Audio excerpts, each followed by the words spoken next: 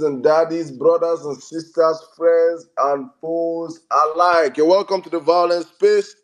It's a beautiful Tuesday evening, the first Violence Space of the week. Thank you to every single one of you that have joined us one more time again to discuss issues that have to do with nation building. Thank you so much. I see my brother Webner Nigerian request. So, not requesting for the mic. All our blue tickers, non-blue tickers, all our big and small handles alike, all anonymous listeners, thank you guys for joining us one more time. It's about time we deliberate on what we know how to do best on the platform. Thank you for joining us, guys.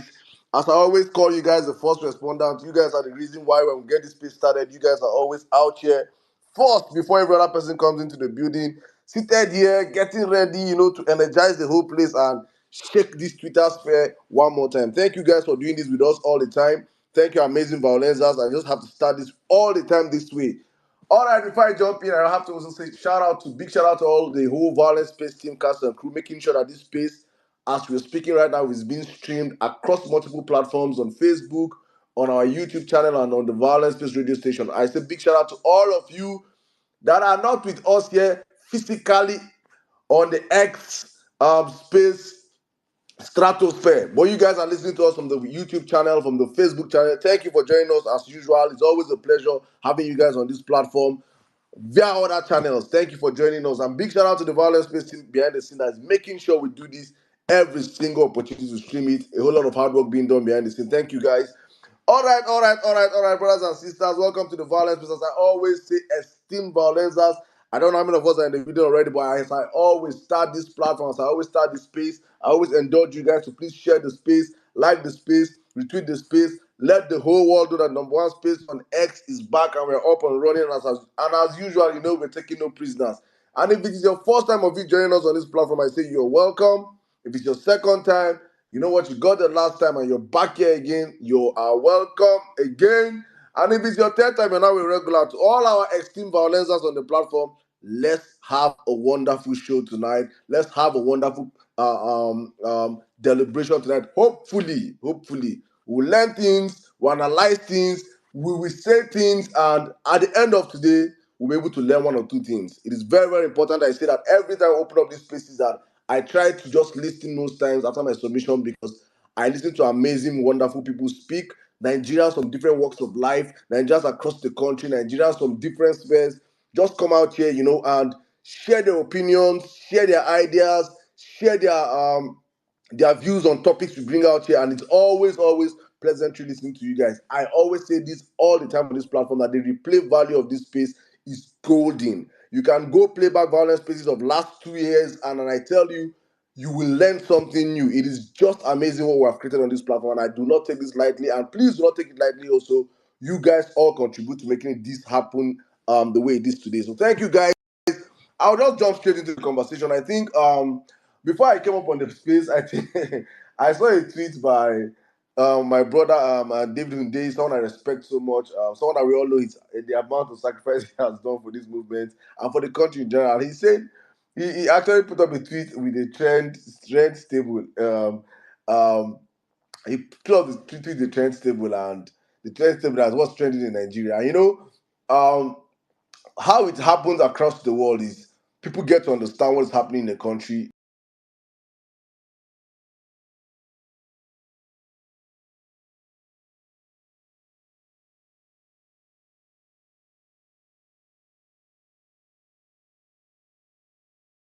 And probably that must have scattered his brain. I'm like, what is wrong with these people? And he threw out that tweet. And in as much as I see and I relate to what he's saying and I understand, me, I'm a very big football fan. I'm heartbroken. I've been mourning for the past couple of days. It's those that don't know how far it's been a very enemies across the lines, frenemies, bro enemies, all, they're just cheering, at what happened over the weekend, but it's part of it. Nigerians, we always find a way to always throw in, find why call it cushion effect, or what we used to always try to hold ourselves from what our real problems are. I know he made that tweet and I was like, now football, then they attack us for football. And it is normal, I understand him. For me, like this now, that's the same way I always see when people talk about things that are not national issues. Probably I'll be like, why are we not focused on what we're meant to be focused on as Nigerians? Our problems are enormous. Our problems are just too much, but we focus on, I now understand that, I have thrown my own side to the football. Many other people have thrown their own side to maybe music or art or shoot your shot. Everybody just find a way to try and forget our realities. Our reality is that we are in a failed state. Our reality is that we're in a damaged situation right now. The country is in a pile of mess, but we the people always try to find a way to push the reality and focus on the minor. We know how to. We are masters at focusing on the minor and forgetting the major. We have learned this thing. We have perfected this art. We are now masters of the art of not focusing on our issues. And it is important that this platform, especially, always try and make sure that we bring our brothers and sisters back to our reality. At the end of every other thing that we are trying to focus on, bring ourselves back to our reality. Our reality is that Nigeria is in a dead state right now. We need help. We need actions, performative actions. We need Nigerians to recognize where we are as a people and what we have to do to get us from where we are as a people. So it's important these conversations are being held. And I always say this all the time on the platform that for me,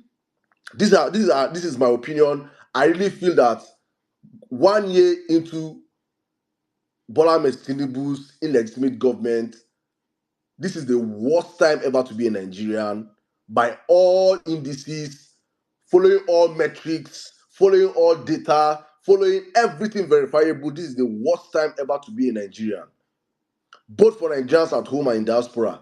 Our image, our image is being battered and damaged both internationally and both at home. Our economy is in shambles. Our people are suffering. We are feeling the effects real time. It is crazy what's happening. I said it that I made this submission last time. I said I lost a friend last week. He was shot. He was shot in Plateau State last week, and in my WhatsApp, I have hundreds of messages I've not replied. I had not replied prior to that incident because I am scared of looking at my WhatsApp. I am scared. I am literally.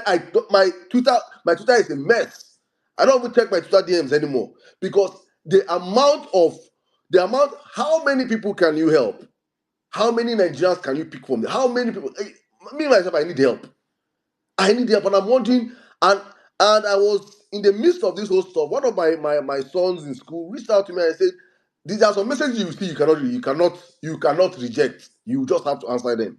Yes, but when I reached out to him, he was like, "Saddam, do you know this guy?" He sent me a picture of this guy. I was like, "Yeah, I know this guy in Chuang. I served with him in NY during my NYC days. I served with this guy. This is one of my evidence of people that can say I served with Saddam. Oh. We played football together. Very, very good, very, very top guy, And he was like, that he was with Chuang last December. They were talking about me. And I was like, oh, really? He said, yeah. I said, oh, that's nice. I said, why are you asking me about him? I said, the guy is dead. I said, what? Chuang dead?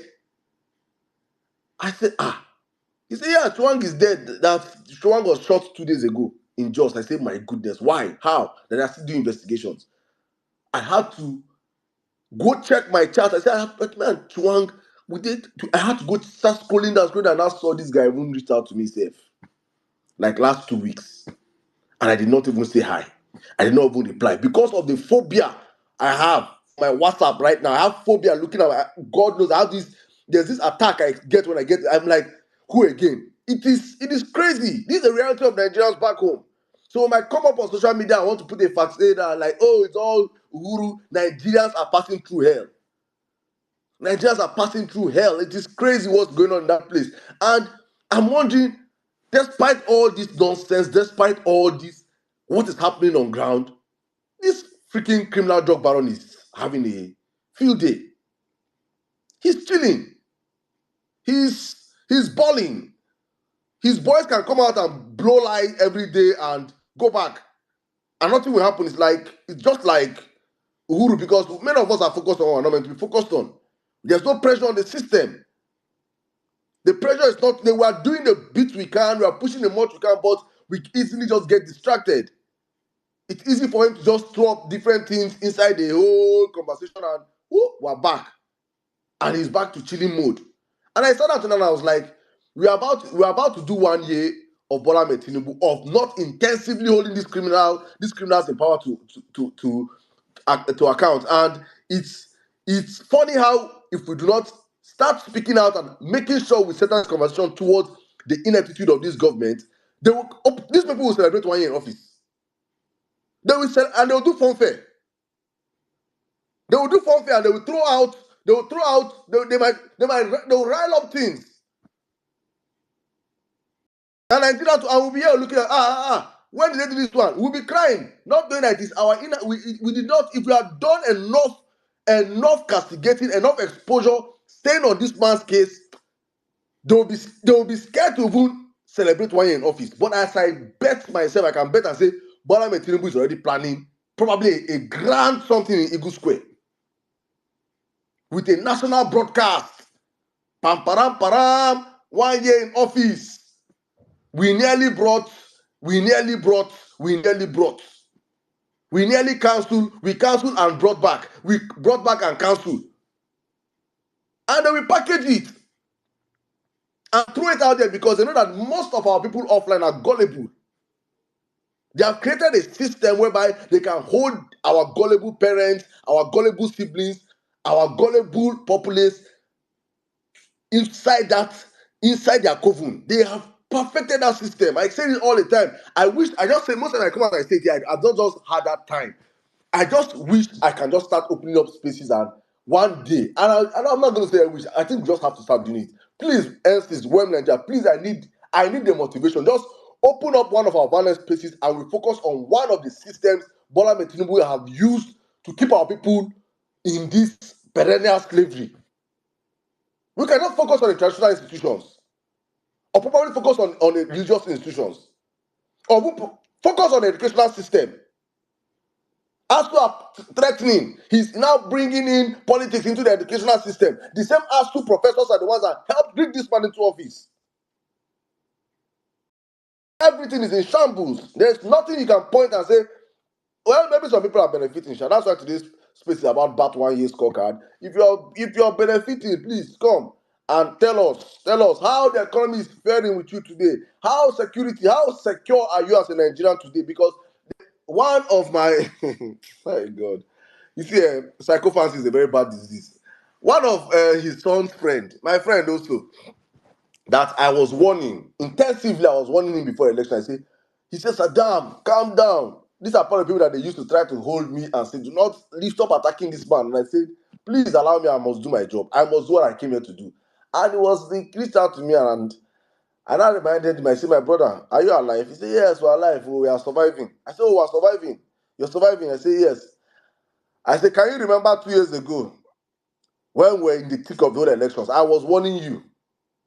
I was telling you that this is what Bola Ahmed Tinubu is going to do to Nigeria. Nigeria is going to face hell on earth. And you were telling me, no, I should forget that thing. His son, Sheyi Tinubu, is your very good party. Una they do things together. Your business partners, your this and your that. I said, can you remember? I said that I should not worry that one, that Nigeria will be great. That all he knows is that Nigeria will be great. I said, Nigeria will be great. How? I wish I could screenshot our chats and put it out there. You people will see how destroyed Nigerians are. That I should forget that we should just be praying. And I said, pray what? Which nation have been built by prayer? Where have you ever seen prayer? Which nation can you go and point as your study now, say your feasibility study, you can prove and say, yes, I saw China developed by prayers, or I saw Malaysia developed by prayers, or I saw the UAE developed. In fact, as a Muslim, my brother, tell me, is Saudi Arabia developed by prayers, or UAE developed by prayers, or Malaysia? These are Muslim nations that are doing greatly, developed by prayers. Then I said I should just forget that all I will do is criticism. I say, my job as a Nigerian is to pay my taxes, obey the law, and criticize this government. That is my job. I have no any other job. I have no. Don't tell me that I have to make Nigeria that I have to play my part. I don't tell you, companies are running away from Nigeria. He told me that the reason, I know he's on this place right now. That's why I'm making this submission. I know you're here, my brother Sani. I'm saying this now, so you go hear him. As I tell you, I go come out, I go Draguna. He said that Total not coming to Nigeria and going to Angola. This is a well-educated person, I'm telling you. This is someone that these are the A class of Nigerians. These are the A citizens I'm talking of now. I don't want to, if I call their family business, you know who this person I'm talking of. He said that the reason why why Total left Nigeria and went to Angola is because they are scared of competition with Dangote. Ha! My God, that one scatter my head. I say they are scared of competing with Dangote, Total, and oil and gas giants. Scared of competing with Dangote and enter oil and gas which day? What is Dangote's history? Which market can you come out and can you go and call Dangote and put oil and gas in? Dangote is known for cement. So he said, yes, so that's the reason that they are scared of coming to compete. So they now took their 6 billion worth of investment to Angola because they are scared.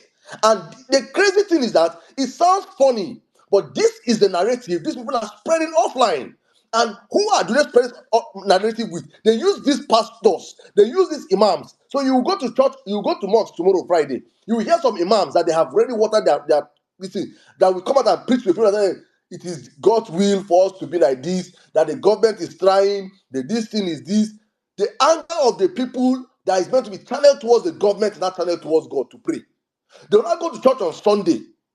The same set of people that have watered the imams, have watered your pastors, your priests, your bishops, and the rest, and the same narrative is being pushed. Pray to God, to pray for your leaders, and your leaders, that's the reason why. And it is a whole shit show. And I'm certain this man has the resources to keep watering this his system for the next 3 years. That I wish that something could be done. I just wish something could be done. But I feel that for we as the people, we have to be strategic. We have to plan. We have to start thinking out of the box. And for me, I feel going forward, it's now time to start attacking the system. Probably the system that has enabled his message to go as far as possible. That system that has made our people docile. That system that has made our people resilient. Because they call it, it's not like Nigerians are so resilient. If you push Nigerians to the wall, Nigerians will break the wall and keep moving. There's a system that has been created for Nigerians to feel such a way. And that's why I'm just going to try and wrap it up today. Guys, welcome to the Vawulence Space. As I always say, going forward on this platform, our job is to make sure we bring out the inadequacies of this government, expose these people, shine light where they even claim they are doing well, show the world what they are doing, whether it is well or it is not well. Let the world see this government for what it is. It is very, very, very important we understand our role on this platform. And I'm saying this because this is the platform I have control over. I don't have if any other platform or any other person or whatever you want to feel like you're in control of, please do. But on the Vawulence space going forward, we will never, I said this last space, anything that has to do with politics of 2027, it is out of this platform. We're not going to discuss anything 2027 until it is necessary that we have to talk about it. We have it on this platform. But for going forward, we understand our role as an opposition movement, and we'll be trying to play that role on this platform going forward. Nothing concerns us, because as I'm saying this right now, I believe that 2027 is like going to school. If you don't start going to classes from now, doing the hard work right now, passing your test right now, writing your exams right now, you do not have a say in 2027. So the work we put in right now, the way we expose this government. Look at the video that was trending just 2 days ago. I think Firemi. What guy watched that video? When he was talking about subsidy. He said that they knew 11 years ago subsidy had to go. That was because they are opposition. They had to do he was laughing at the predicaments of this country. These are how demonic and evil the people you are fighting now. The people we are up against are people that will burn Nigeria to the ground and roll over the ashes. They do not freaking care. They don't send any of us. They don't care where they come. Let them get power. So probably sometimes we just sit down and we think we are dealing with normal people. We are not dealing with normal people. We are dealing with daredevil criminals. Look at their profiles. Look at their antecedents. Look at what they stand and what they represent. Look at their past. If he's not a criminal, he has been indicted. If he has not been indicted, he has been in jail. Just go and check their past. You don't play fair with this kind of people. You don't play baby politics with this kind of people. You have to be focused and be well driven on your agenda. Of if we are not that, man, nobody doesn't deceive yourself. They 2027, they talk 2024, they talk 2027. We're wasting our time, honestly speaking. With that, guys, I say welcome to the Violence Space. Let's have an amazing conversation. I'll open up the floor right now to everybody. My brother Ibrahim, I see you, sir. Please do come back. All of you requesting for the mic. We're going to bring you guys up right now. Let's have a conversation. Let us know your scorecard about the Bola Tinubu. For me, I'm going to give him minus 15 over 10. Minus 15 over 10. If anything like that in mass, now me give Bola Tinubu today. Please, this is a recorded space. He is tuned in. That's for my sort of guy that tuned in. Let them know Nigerian scorecard for them today. If Bola Tinubu has done well for you, any sector, please come out here and come and talk about it. Is it education? Is it healthcare? Is it infrastructure? Is it just call it?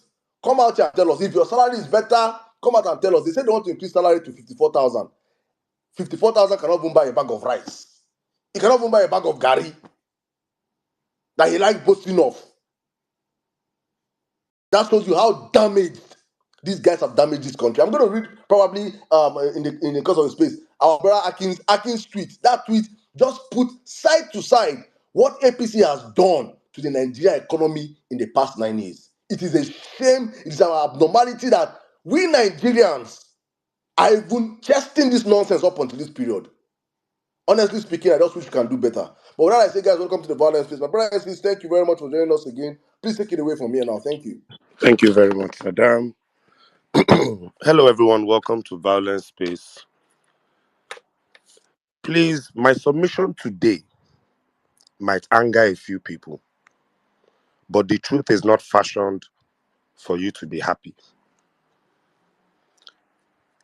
We spoke extensively about this issue before we got in here. Bola Ahmed Tinubu was Northern Nigerians. You would go on Ayo Space then, you're either defending Tinubu against Bashar, Farouk. You know, it was all Northern Nigerians that were on this Tinubu train. Saddam, you can remember a very heated exchange on violence on Ayo Space that year when I told that Northerner that what Tinubu would do to you people in the North, he would tax you guys, that all these little things you are enjoying, you will feel a different type of pain. That young man laughed at me. He sent me a DM. I don't know where he is today. I warned those of us from Lagos, not those people. A lot of these Ronus, you people came to Lagos during Fashola when you heard that Lagos was raining. That's when you came. I was born in the Lagos in London, but I've been living in Lagos since the 1980s. You will not tell me Lagos. The most useless governor that Lagos ever created was between 1999 and 2007, Bola Ahmed Tinubu. We asked a simple question. Point to one bridge Tinubu built during his tenure. Lagos started experiencing hope under Fashola. And this man fought Fashola. He wanted to give Fashola one term. Fashola fought him back. And that's how Fashola could do 2 terms. And the only reason Fashola took Lagos serious is because Fashola is from Surulere. He's not, we later found out he wasn't even a Lagosian, a pure Lagos breed. But Fashola's family house is in Surulere. I've asked you people every time, where is Tinubu's family house? I still say this thing. Wofai father wanted to marry Taiwo Cole. The Cole family wrote letter that they don't like this girl. They've checked her family. Please, where is Tinubu's family house? I was telling Northerners this thing before they activated this Ronu thing. It was Northern Nigeria that was excited about this Muslim ticket. I wanted to ask, what do you gain?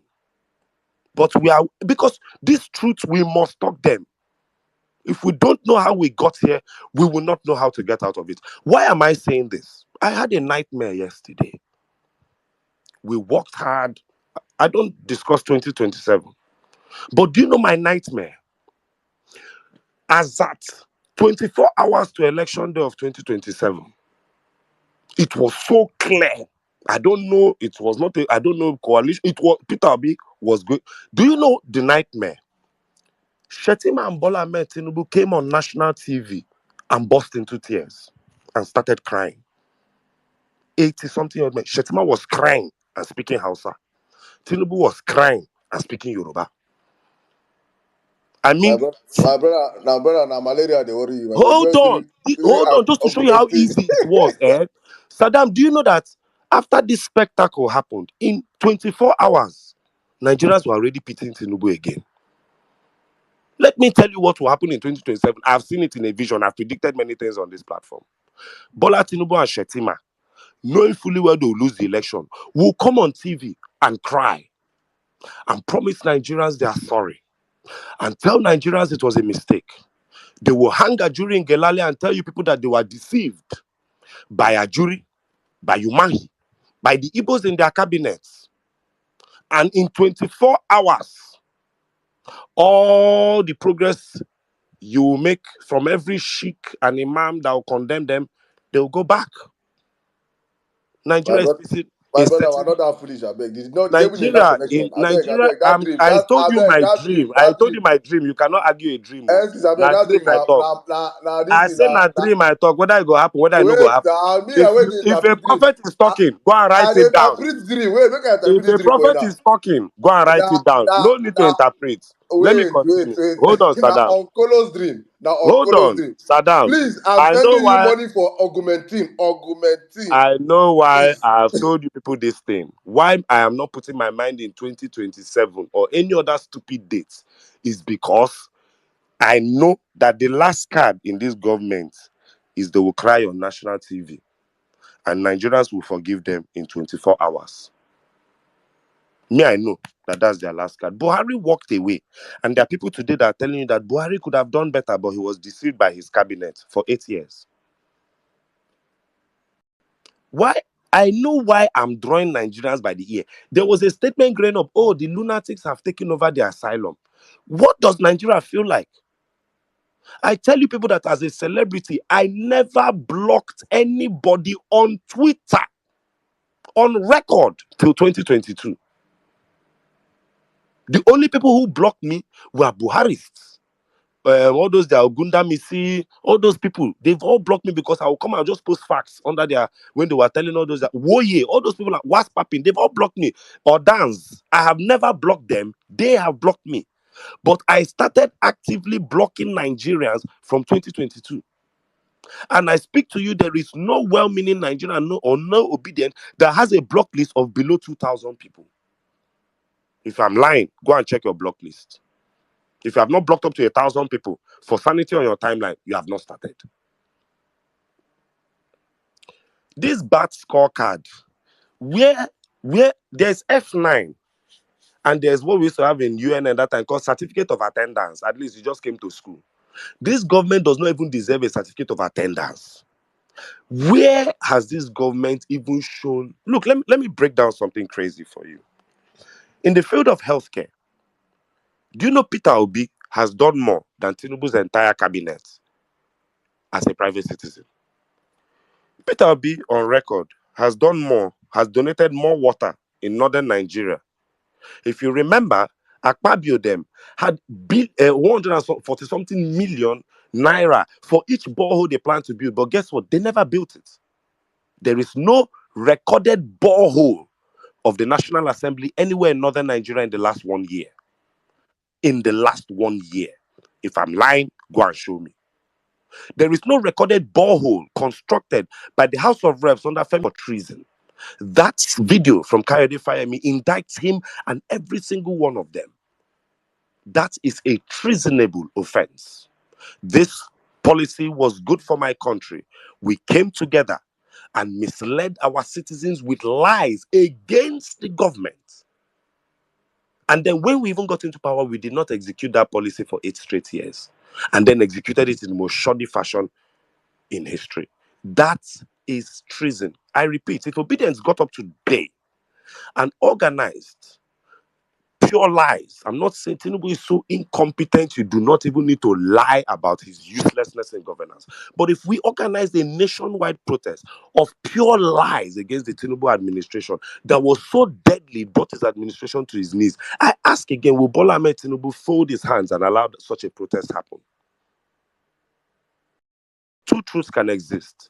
Jonathan was a fool and a weakling, but the APC is a criminal organization that has used treasonable offenses to get into power, and they must be dealt with in this lifetime. I found out that over the last few months, what we've been hearing is holding the government to account, holding the government to account. But one particular terminology has seemed to be dying down. We must protest. We must protest. We must, as Nigerians. And me, I don't know, as far as I'm concerned, I will say this with my chest. I'm not interested in any. There's no protest that will make Tinubu and his criminal organization to take Nigeria serious. We must protest for him to be impeached legally or to just drop this man too and let us just pick another person. Where is in power now? Let me ask. Where is this Siemens deal? The Buharis did not let us rest. Abba Kyari went to Germany and died during COVID, went to collect bribe from Siemens. Where is the Siemens deal that is meant to help electricity? My house, they band A, I no see like 3 days. Then they'll bring bill for you, 200,000 minimum wage, their new minimum wage, 52K. If you know this band A scam, I said it, they said band A, but now they put everybody on band A. We are all band A now. Light is worse than it was under Buhari and Jonathan, but we are paying times 4. A man that had nothing to do in Lagos but to cut tickets. You enter bus, your bus will park at one bus stop. Somebody will come out, give bus ticket, collect 15 naira. But you will never see that 15 naira was used to tar the road or fix anything along that bus route. And this is the man that you people, we were shouting, we the real Lagosians. Some of you that don't know him from Adam. Some of you that left Ekiti, Ilason, all those hinterland, where's Babcock, Ileshan, Remo. Some of you that left those places during Fashola and came to Lagos in 2011, we are telling us about Tinubu. Tinubu that went to fix just small Babbage overflow at Amadu Bello. He collected the entire Lagos coastline, the entire Lagos shoreline. Just help us fix small Babbage with the overflow for Amadu Bello. He collected the entire Lagos shoreline on the island side. He didn't go to the Badagry side, and he's still destroying and chopping people's property. Anybody who is not talking about protesting right now, en masse, nationwide, and I will still say that this protest, I will still indict Northern Nigeria to start this protest because we have tried in the South. If Northern Nigeria is not going around planning how to march in Aso Rock, it will be hard to convince anybody else to protest. I, as an Igbo, feel no need to protest. The insult Nigeria gave my tribe as a collective, I feel no need. I will tell you the honest truth. And that is the sentiment amongst a lot of people from the East and even some parts of the South. Who they feel and pass, go shout. Because we all warned. A man got up, used his own distance, entered the economy. We saw him inside the aeroplane, flew to Egypt to check lights. One just went around. When they were singing national anthem, he carried walking stick up. And that is the person people were thumbprinting for. Yes, the election was rigged. Yes, Peter Obi won it. But I dare tell you that at least 2 to 3 million people thumbprint for Bola Ahmed Tinubu. That was how they could manipulate the figures. We have 88,000 blurred result sheets on the IREV till today. 88,000. 88,000. We have written. Look, this whole During Jonathan's period, APC will tell you Jonathan bad, chase him out. But during Tinubu's period, Tinubu bad, pray for him. That is the comedy we see ourselves in Nigeria. Nigeria is such a comedy that the richest black man who is a Nigerian needs 35 visas to fly around Africa, not internationally, just Africa. This is not them say. You can see that Dangote use it. That in pain Dangote. So the Dangote use him mouth talk am. No be say in PA talk am or in secretary talk am or we read am somewhere. He said it. A French man has more rights to go around Africa than than the richest black man. The richest black man needs visa because he's Nigerian. Just to see how sad our situation is.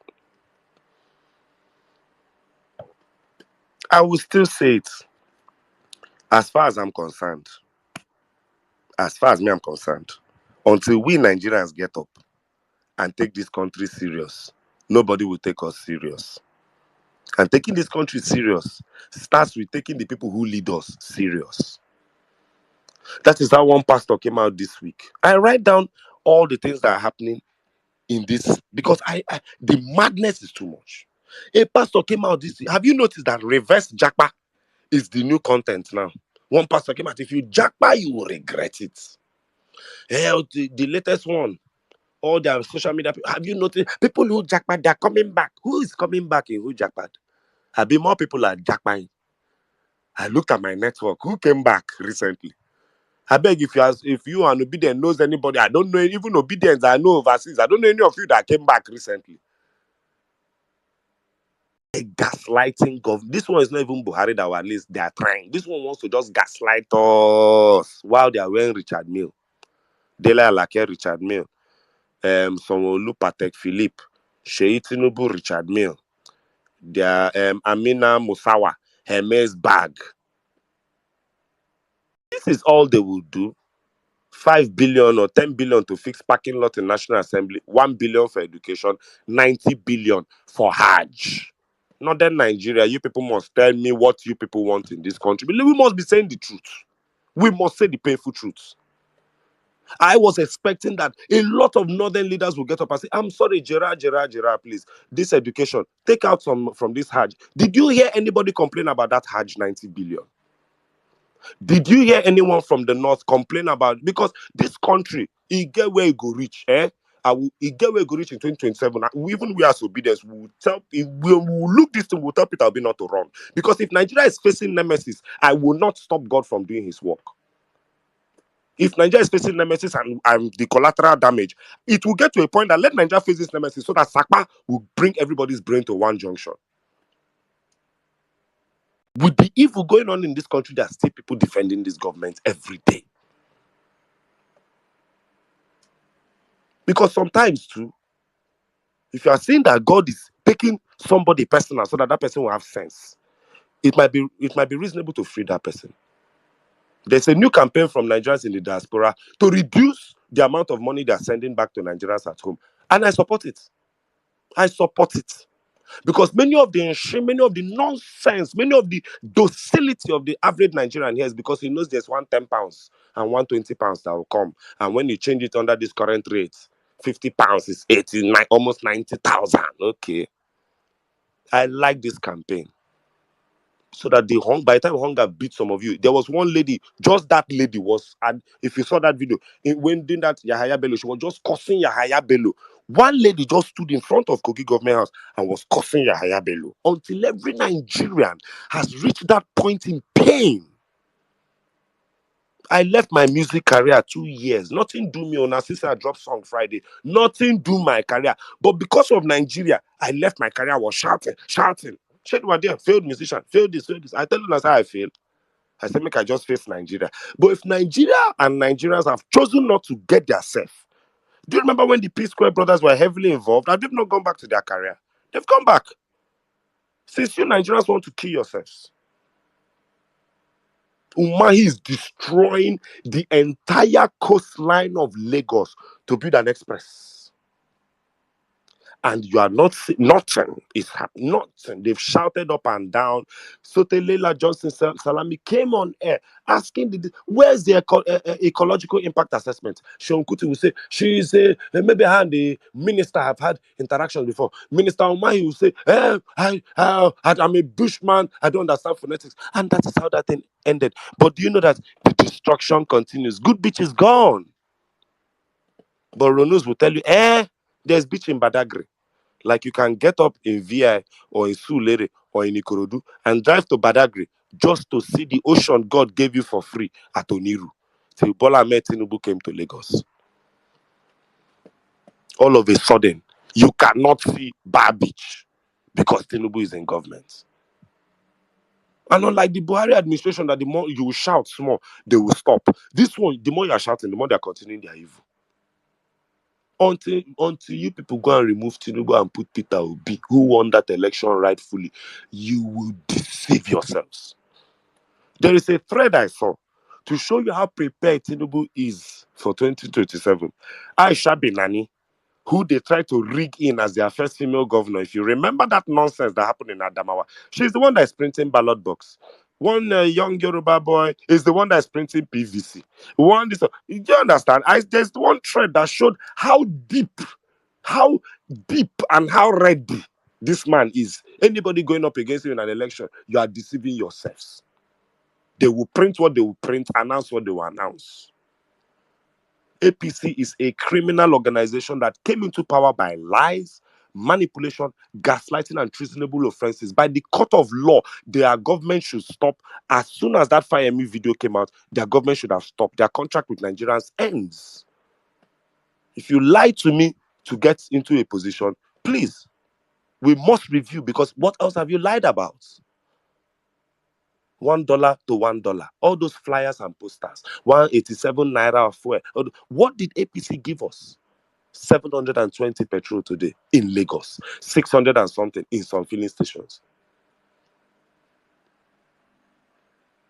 And we are here. Some people are talking to. Are you sure you'll be alive to see 2027?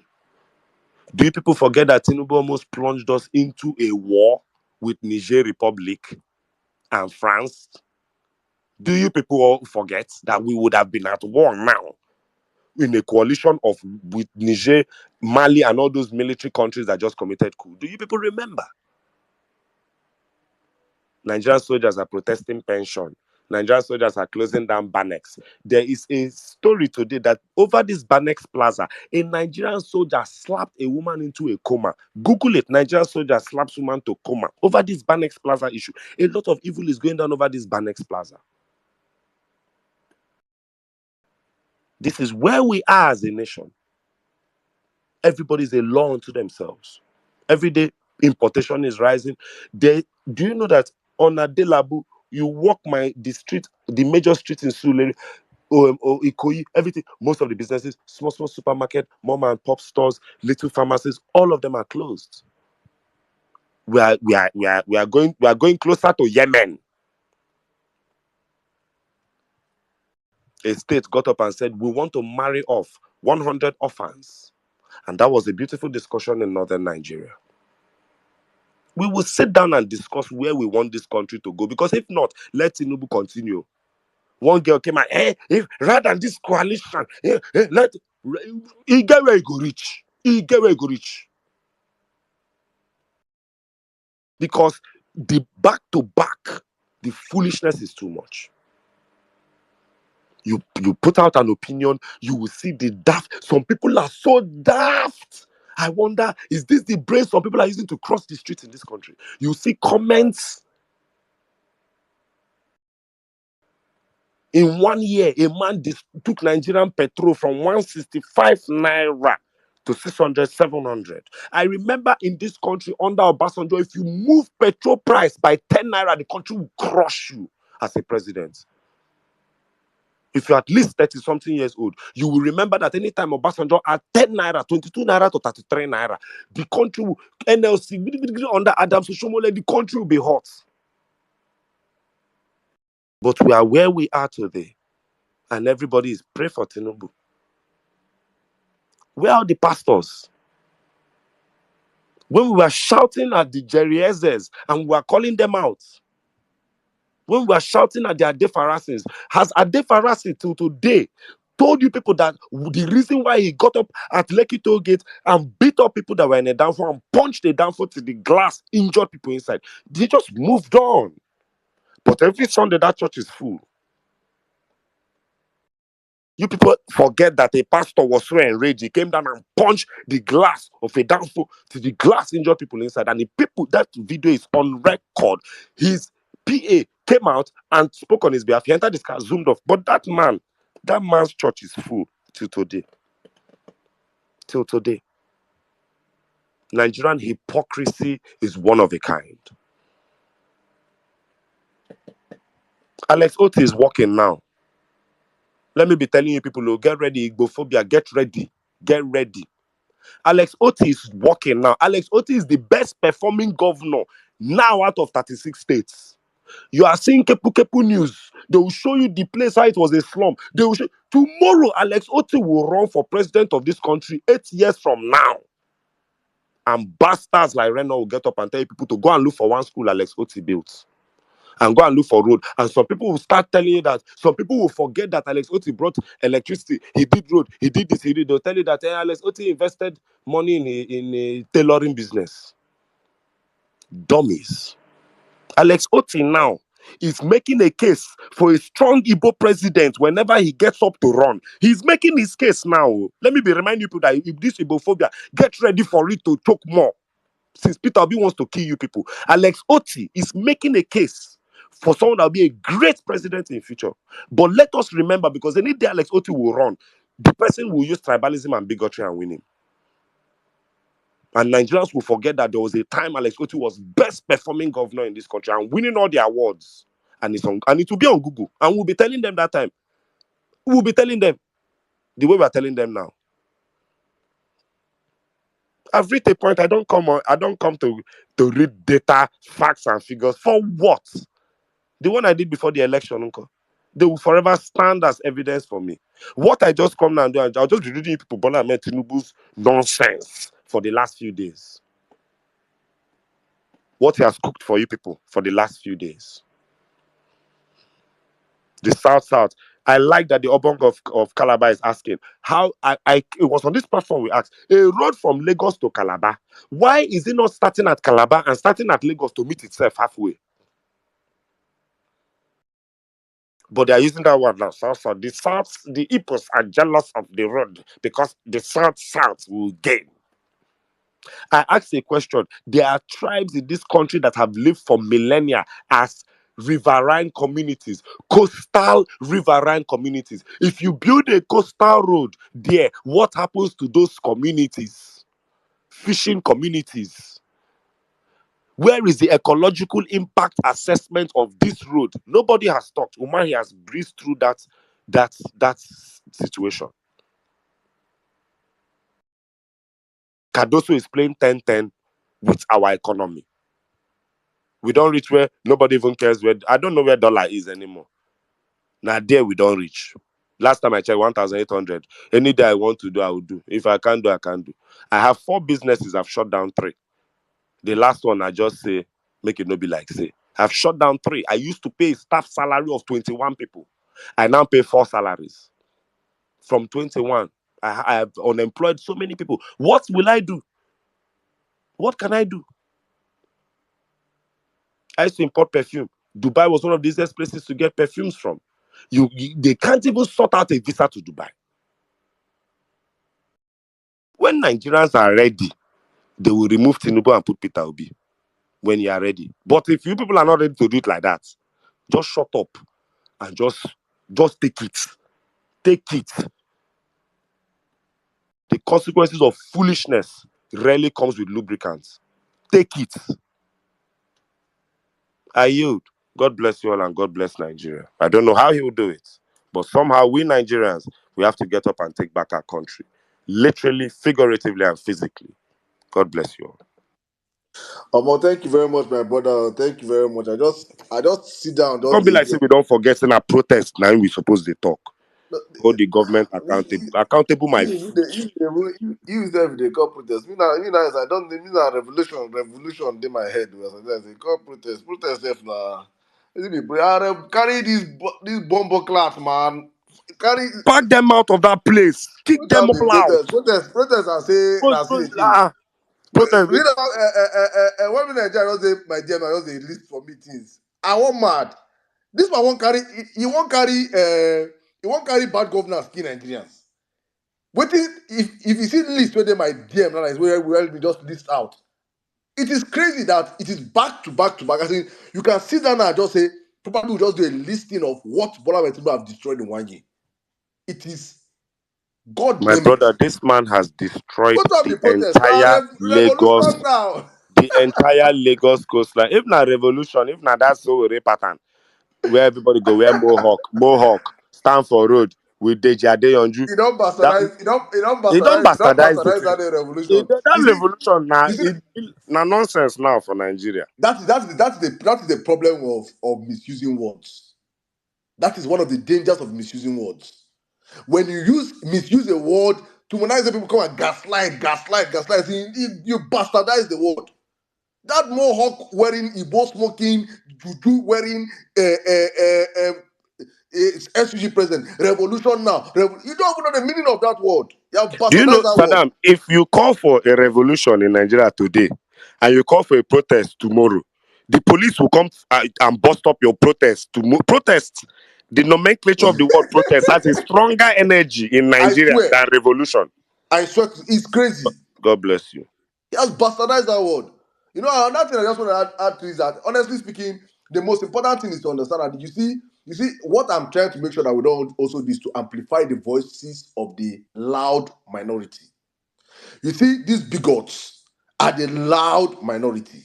They do not represent that they are making noise now and they are shouting and bigotry is all this and making the truth of the matter is that with their bigotry, with Bola Ahmed Tinubu's bigotry, he lost Lagos. He lost with his rigging. He lost the election. So I don't want to even amplify their voices. Nigerians came out en masse. We collectively came out and we voted in the right candidate. Unfortunately, we did not defend our votes. Unfortunately, we did not play our part. We failed the country. We failed the system. That is the truth. And lessons have been learned across all boards. So for me, I don't feel like I don't have time to amplify those. You see how Larry they deal with them. You see how Harry they chop them like fish. That is what just eat them up. Those guys do not matter. The reality in Nigeria is that Nigerians came out en masse, despite their rigging, voted in a man they believe to be competent, that has the capacity to run this country. And we can see, I made it today later on today. Just look at that man work rate out of government. On Thursday, I mean on Friday, he was in Kenya. On Saturday, he came back. You saw the man in Enugu. You guys go to Junior Pope this thing. On Sunday night, he's in Kanu. On Monday, don't go Anambra. Today will be Tuesday, he's in Abuja. If He that don't kind get private president, jets. if that kind president, they ask for private jets, even we as Nigerians, we go donate money buy for them. Shetima and Tinubu, they talk say make we buy private jet for them. People will never bring one investment come. It is mad knowing how these guys have bastardized this country. Honestly speaking, and you see people that cannot eat or do 001 or eat 100. We come out and we be. It is just unfortunate, but I keep saying that they are still the minority. That's why I try not to amplify their voices. Our job is to make sure we put this criminal government, put their nonsense to the limelight. Give them attention that they are lacking. Because Tinubu have messed up this country and we have not done enough to amplify his messes. But guys, today, please, as we're already on the violence space, in the spirit of the violence space today, as we always say, we are agenda-driven opposition platform going forward. All what we're doing right now is playing opposition as we think it should be played. Please, we are trending today Tinubu's 1 year of failures. So on the comment section today, we want this to be a very engaging space today. Please go on the comment section. I see many of you are in this church already, this mosque, this shrine, this atmosphere. You have not retweeted the space, you have not shared the space, but no wahala, because right now I cannot even curse you beyond what Tinubu is. Tinubu is enough curse on all of us right now. I can't even curse you. Maybe you're forgotten, but please retweet and share the space. Let's get more people into the conversation.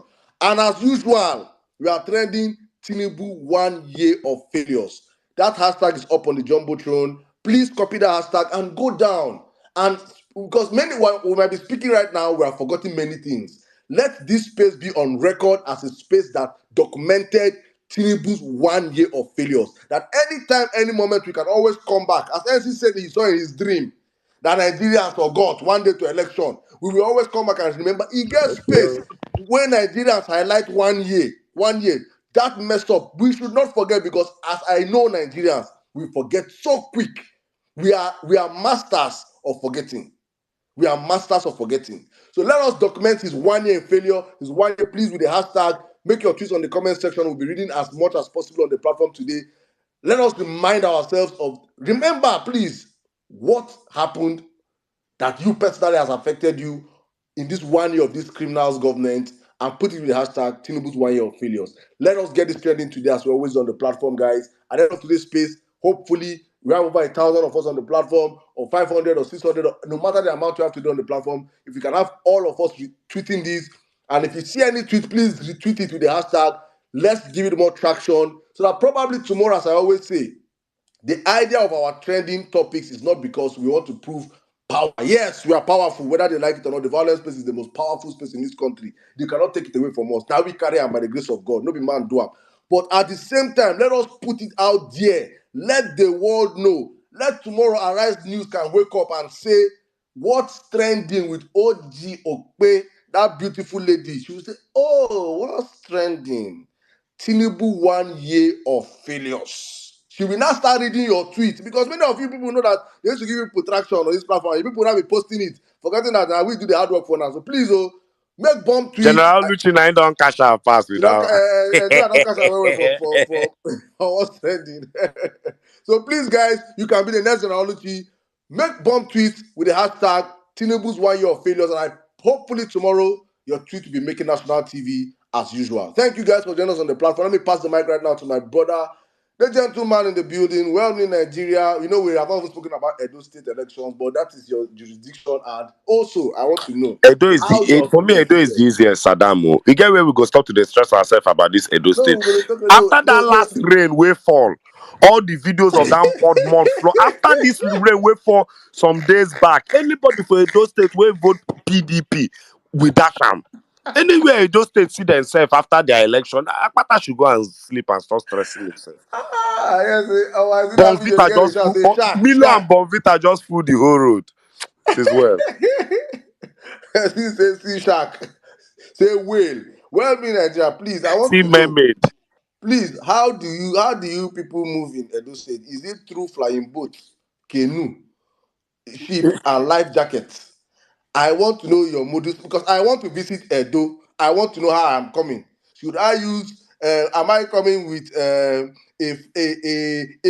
yacht or Yeah, a the ship? Igbo man in me is wondering, Or, can I import shock absorber? Because that state, they go they buy shock absorber and die for those states. They play. oh my goodness! Well, Well, please coming right now, my brother. Good evening. yeah, yeah. Good evening, Evia Saddam. Good evening, Sizo. We've been talking about this long time ago. So, is Don't be today. evidence for everywhere. You know, this APC matter. We have been talking about it. In fact, maybe we now go do the miss for a long time ago. You will put that line. We'll be talking about it. Miss Perez, I can see your thumbs down, but no problem. Saddam, please, condolences, take heart. Uh, I'm not I'm not a wicked person, so I would not laugh at you people. Just watch out for season 22. I said that TV series. Anyway, but anyway, funny enough, when this place started, I didn't have Please, like please, don't vex, don't vex, please. Anybody that come up on this space, please, I'm saying this now with seriousness. When they talk about God knows. Hear my voice. I talk about I don't mean I'm not hiding my word. If you come up on this space, if you come on this space and talk anything about Asta, Allah, I swear you go see yourself. Saddam, drop one No, minute. He will not co-host I just, today. if he repeat it, He will not co-host let's today. pity him. Let his voice be the voice of the masses. He's speaking for the masses. After him. We'll see how we go find time for this person. I go drop that person. Omo, failure loves misery, I swear. I failure love misery. I be misery loves company. I don't know what they call it. As in the fact that those of us we not go anywhere, we not even the Champions League. Now we are so happy about this. It's a proof that misery loves company. Anyway, um, like I was saying, when this place started, I didn't feel like I had a lot to say, right? And I think NCs has also thrown more light on some of the things. So I'll just briefly say, some things. First, I'm going to remind us, for those of us that are just joining, in case we don't know if Saddam said it before, or when Saddam said it before, don't forget, go and retweet the space now that you are hearing. Maybe you forgot. You just enter and you heard NCs was blowing up everywhere. So now I'm reminding you, go and repost the space. I'm just going to say, uh, I'm going to say like this. I'm going to start and end in the hashtag that Saddam said earlier. Saddam, actually, when you asked me this thing in the DM, I know the way I answered fast, almost as if I was thinking about it. I wasn't.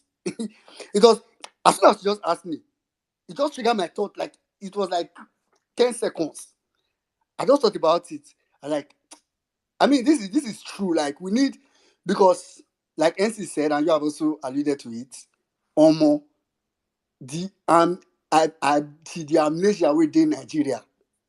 It be like say the more we dey breathe, the more we forget. Just like say as you breathe, you forget. You breathe, you forget. You breathe, you forget. Like it is enormous. So it's why it's important that no. In fact, as far as I'm concerned, there's nothing like old news. So I just want to add my voice to what Saddam said earlier, like trending this hashtag. In fact, I don't think this hashtag trending should stop at this particular hashtag should stop today. I think it should run at least till the ending of the month. At least till the ending of the month. It is very important because, and like Saddam said, it is very simple. Even me now, I've not even, like I said, I just thought about it randomly. If I go to my gallery now, screenshot of videos that I have, I am sure I'll be able to see at least 10 things. My gallery on my phone, I'm not talking about thinking and now thinking, or just my gallery, I'm sure I'll see at least 10 things that, maybe I had a screenshot when it happened or a video when it happened or something that I can use to to even talking as I'm talking now. I'm remembering many. So this one is not, don't say it's old news. At least whatever has happened in the past 1 year, let us be the memory of Nigerians. Let me put it like that. Let us help Nigerians to remember what has happened. When I was telling Saddam in the DM, that was what Saddam saying just now. I was listing things. I couldn't even remember some. I got to a point I had to tell him that and many more, etc. So, as in, and I'm sure that a lot of you, if you think, even without thinking, you remember a lot. But if you think, you remember. Because there are some things that some people say. And I'm like, wait, this thing happened, though. As in, I don't like, that's true. So I'm even saying, even for We those of us almost that ended type up in ourselves, war with Niger. Yes, it happened. exactly. As in, we used to just forget. We used to just forget. We forgot that there was a time that this administration told us that Dubai visa is back. They even made the travel agency made a video and said Dubai is back. As in, we will just forget. We will keep forgetting. In fact, right now, what is raining is that Nigeria has forgotten. We have forgotten. So, as in, it's not up to 1 year. We have forgotten that naira to dollar before this administration came in was around 500, 600 CBN rate, then about 700 black market. Like we are forgotten. So no, no, no, no, no, no, no, no. Now we see people that are commending, hey God, people that are commending them based on where it got up to highest. So you see someone say, dollar is 1.6, at least thank God it's not as high as 1.8. Something that was coming from 600. I see. Sometimes I think about these things, and like Siso said, it to be honest, this following up, especially if you are doing it from a point of comfort, even if you are not doing it from a point of comfort, following up with Nigerians, and trying to hold the government to account can be very.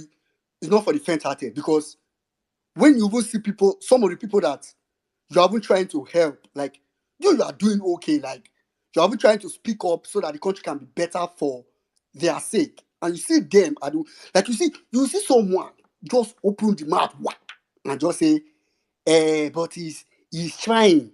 He's the one with the papers I say, at least he's talking, he's doing something. Unlike the last, unlike Buhari, God, this thing, I'm not gonna lie, sometimes it's why sometimes, like I said the other day when you was saying that's his reality, and that's true. Sometimes intentional, because what you see online can be very annoying, and it's annoying because I try to think about if people that are seemingly or supposed to be exposed, at least you're exposed enough to be able to fill in the fields that is required to register a Twitter account, where you put your email, where you put your password, where you put your user handle and all those things. I mean, if you're able to do that, I want to believe that you're supposed to have small sense. So, but to see those kind of people that have successfully onboard themselves on X or Twitter, still saying this kind of thing, I'm very disappointed, because then you now begin to think what the maybe not the least educated, but the least exposed people to social media are not thinking. So it's why this hashtag for me, I mean, this was not something I think about. It's just now that I was just thinking when Saddam was talking and he was talking, I was like, oh, this is true. So for me, I want to tell you, anything that you can remember, even if someone has tweeted before, tweet it again. Let hashtag be one that people will go up to. And I know I'm saying this. While Saddam was speaking, the only thing I was initially going to say was APC. I mean, if there's any, I don't know if it's credit, but if there's anything I can say, APC is a failure in everything. Like APC is a failure in almost everything, like that. If there's anything I feel like APC is somewhat good at, it's media propaganda. As in, they know it. I mean, if you don't, you just need to accept that they know it, and that will help you know that you need to do a lot. To be honest, even doing it on Twitter is not enough, but I feel like at least doing it here can give us a voice. This is how I see it. Let me tell you, and this is why I said we need to do this till the end of the month, or at the very least, till the end of the month, at the very least, more if possible. If you notice, I just went to Arise TV Twitter handle while Saddam was talking, and I went to that handle because earlier I saw a post when I came online. I came online just this evening. One MMC was having like a space, and I came online and I was on the space for some time. And I saw what was on the timeline. So I came across a post from Arise TV. What is their normal videos that they post, interview videos. So I saw a man that was talking that said, so Arise TV just did this as their own headline. They said President Tinubu inherited a nation in disarray. Is on track and requires time to address the issues inherited from previous administration. And it was one Atiku Abubakar, not Waziri Atiku Abubakar. This one said is a comrade. They say he's an activist.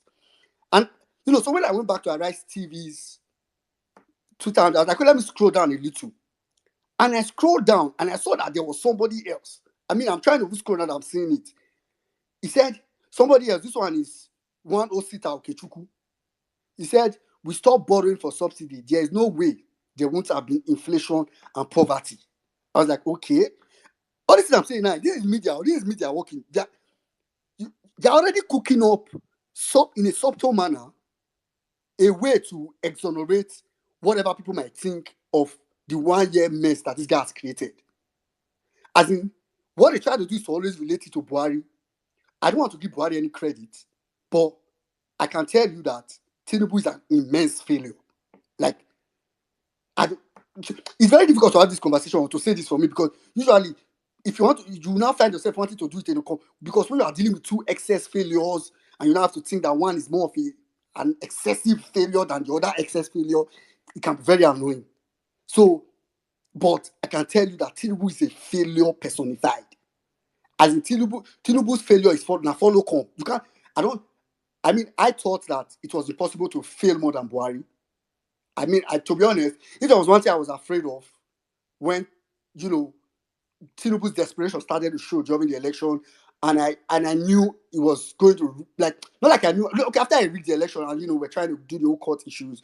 If there was one thing I was afraid of, and I haven't mentioned it on some space, I was afraid of the fact that Nigerians are very, very, as in, we forget a lot, and we have this very poor attitude of comparison.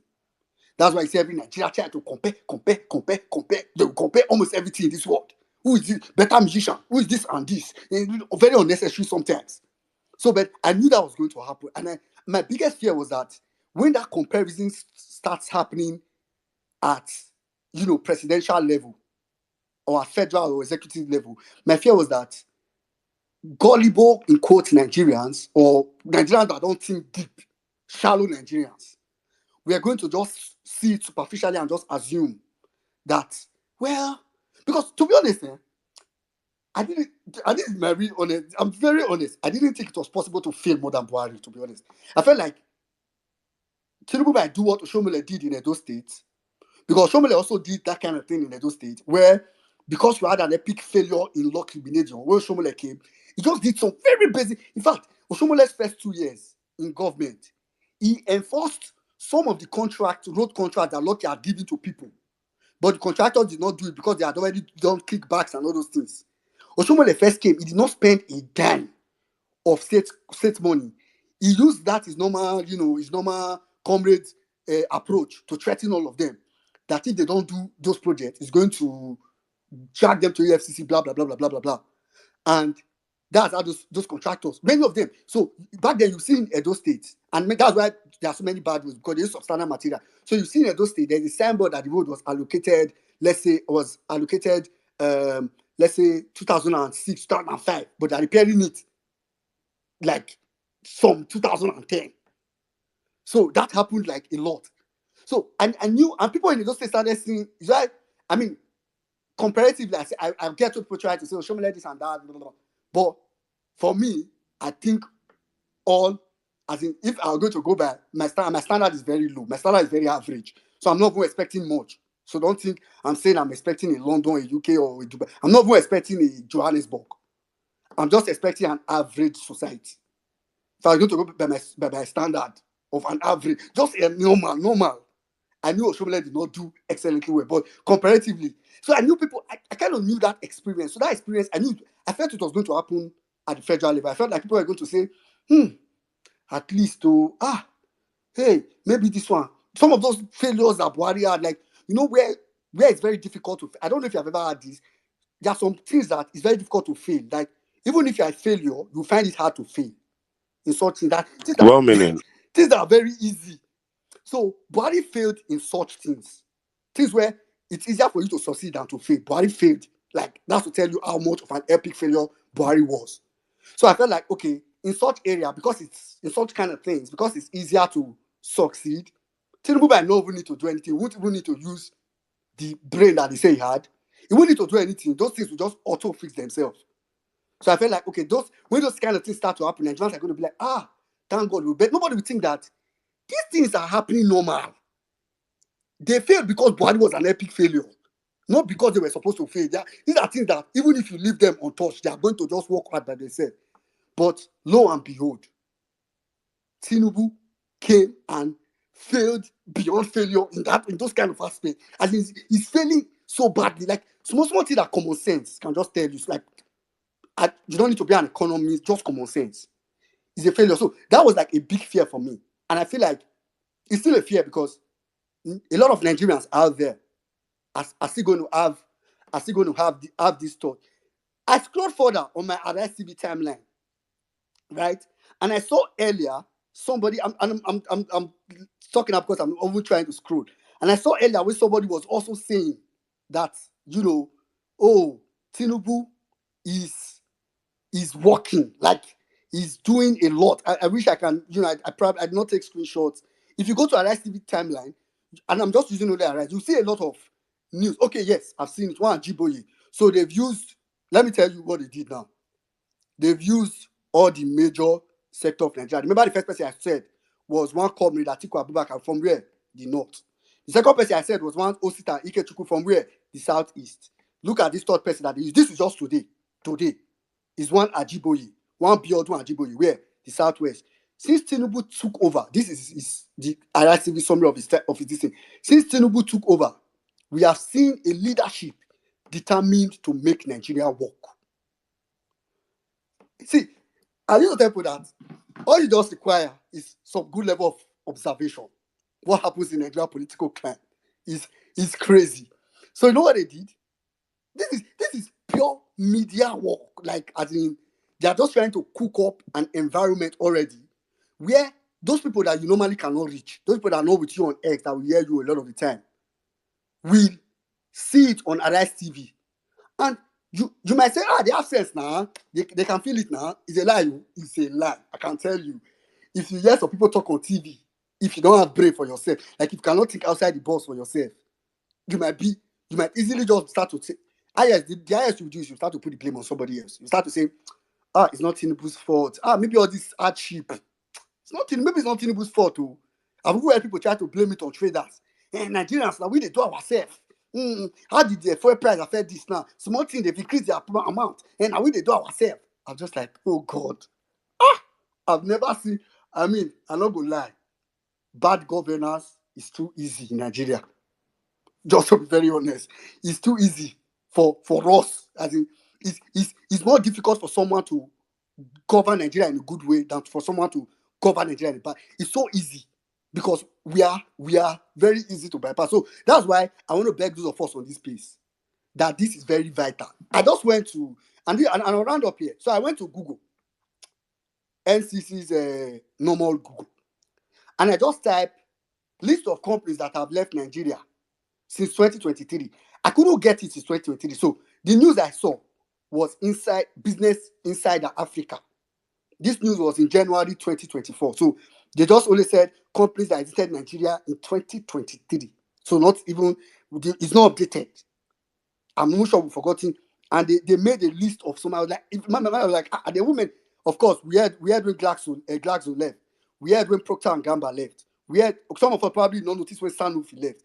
If you know what Sanofi is. Now, we had when Jumia Food has collapsed. Go on your Google now. There's no Jumia Food again. Both Food, 54 Gene, Equino, Lazepe, as in Mambisco Biscuit. I was like, even some that we did not notice when they left. And these are just ones that I'm sure maybe these are like relatively big companies that these people notice. Nobody, you can't even talk about SMEs that have closed. I was looking at just like Manufacturer Association of Nigeria, where they said, yes, Manufacturer Association of Nigeria, that 767 manufacturing companies shut down in Nigeria as of March 2024. 767 manufacturing companies shut down in Nigeria. See, and the truth is that many people don't forget. So what I'm hoping on, what I'm really counting on is that maybe, just maybe, because Arise TV, I can't blame Arise TV. Arise TV cannot put our matter on their head. Or and I'm only talking about Arise TV because now let them they try. The same way Lefax try to also push back on the social media space. But the truth is that I don't expect Arise TV to go far and be trying to critique because they also have their line. If I can try. My point is that I'm wholly open. Now maybe we can make a loud noise enough about this hashtag. Maybe we can recall all the failures of Tinubu enough to drown every propaganda that they might want to bring. Maybe we might do it enough that after they've successfully brainwashed everybody, we might get maybe Ojo one day to say, oh, today on What's Trending, there's been an hashtag that Nigerians have been trending that have been talking about the past failures of this administration. And they've mentioned some of these. And maybe they might see one dope tweet that listed a lot of the things and say, for example, this, and mention many of them so that maybe all the Nigerians, or at least some Nigerians, have been brainwashed by all the lies and propaganda that all these people, all these Ajibola, Osita, Okechukwu, and all these people have been saying. Can say it's true. Like I say this thing, they don't almost blind our eyes. That's what I'm hoping on. I'm just counting on it. So it's why I want to beg us again. Like I said, I was going to end and start and end with that note. That as much as possible, what you can remember, put it on that hashtag. It's not just for training hashtag sake. It's really to be a memoir for people to make reference to and say, okay, even things that we have forgotten. Because I don't forget many things. So maybe if I see some of the things people are pointing at, I can say, this is true. This is true.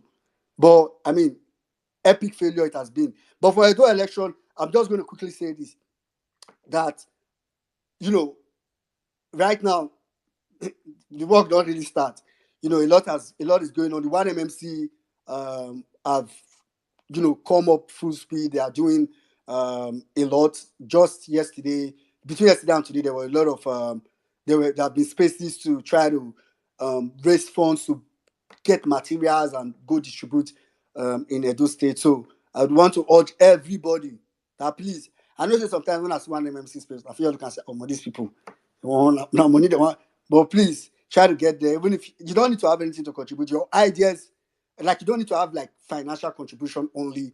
Your ideas, your voices, will be very, very, very, very helpful to propel what we need to do in Edo State. Like I always say, there's a lot that still that will play out leading to that election. I'm only just hoping and praying that when they start to play out, that they play out to our favor, and we'll get Edo State work. I don't want to say working again. Get Edo State working. Edo State has never worked before. So let's get it working. If you say working again, it means it was working at some point, then it stopped working. Okay, maybe at least it's 1999. Let's get it working again. I don't know about Ubemudia. Maybe Ubemudia at time it was working managed, but that's really what we need to do. But on that note, please again, let's use the hashtag and make a lot of tweets reminding everybody of what has been happening in Nigeria. So on that note, I'll just round up my submission. So I don't know, Saddam, if you want to chip in anything before we go into our speakers. No, just I think we'll just go straight to our speaker. But I just want to push, guys. Please, guys, let's use the hashtag Tinubu's 1 year of failures. Highlight the failures on the comment section. We'll be reading as many as possible. I think after a few speakers, we'll take comments from the comment section. Please remind Nigerians, remind people of the world. We have people across the world that are always tuning into these spaces that want to get the feelers of what's happening in the country, and they can see and truly assess what is truly happening 1 year of what has been happening in this country. Let them see Nigerians speak, because most times it look like we are against the government and we don't like. No. Nigerians on ground, Nigerians in diaspora, wherever you are, please, on the comment section, using the hashtag Tinubu 1 year of failures, let us highlight his so many successful failures for the world to know. And with that back, I say back to you, well, Nigeria. Let's get our speakers on. So that's successful failures. Yes, very successful. Yeah, As successful. if, the way one person failed to the end, like person failed finish, just as in, like I said, some things it's very difficult for you to fail. It's almost like someone that, you've graduated from university, then you go to exam and they ask you, oh, recite the letters of, of the alphabet, and that kind of thing. It's supposed to be difficult to fail, but you still fail. That's what the boss man at the audacity of the man. Hi.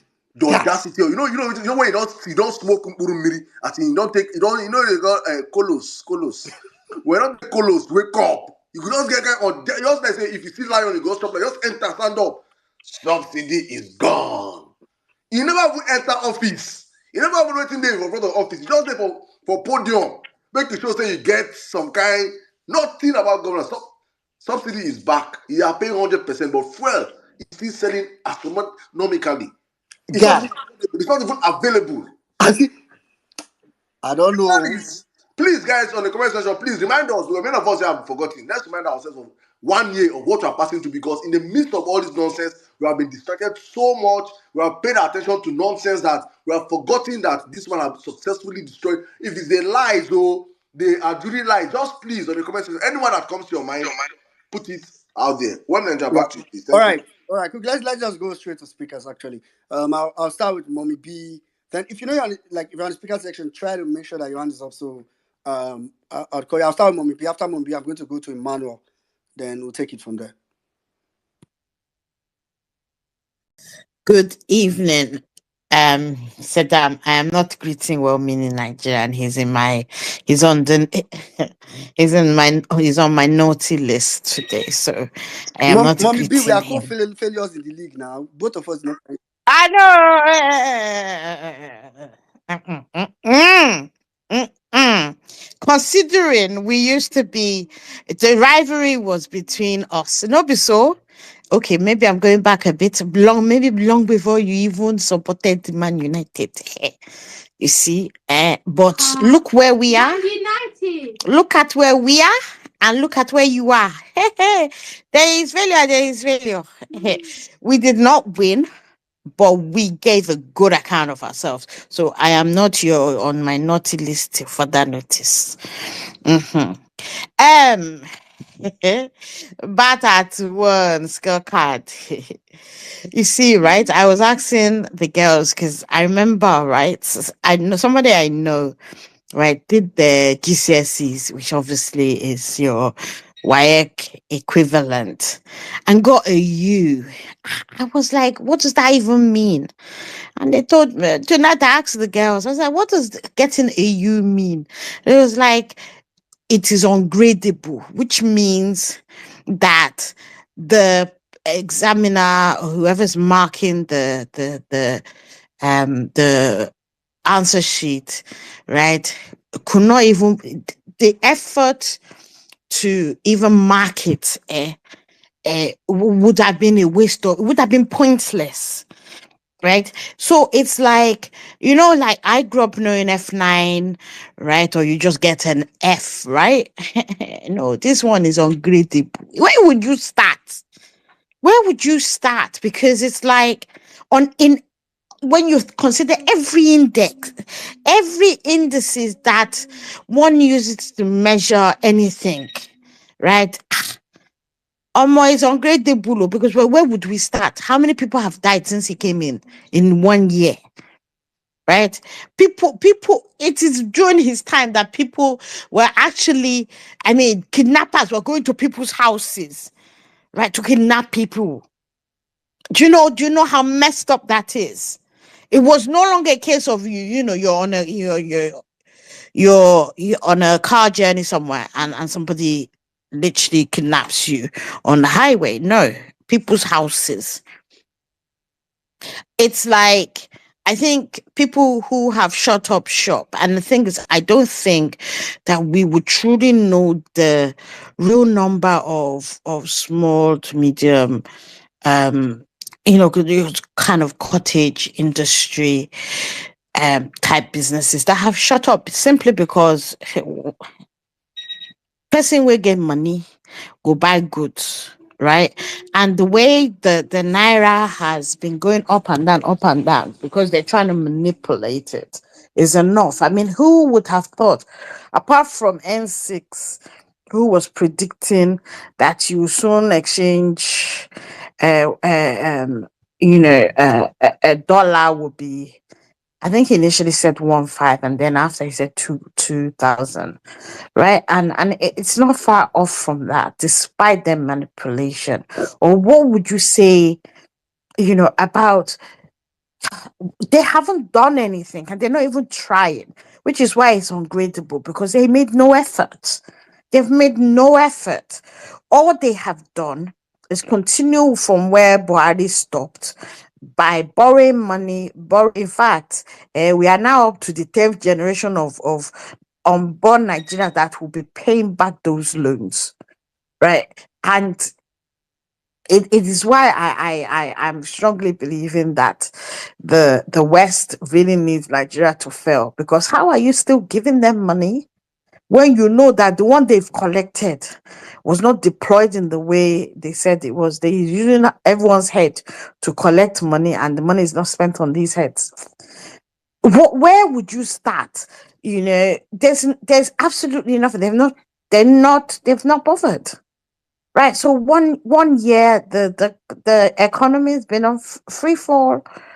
Insecurity has gone to a point where every part of the country is insecure.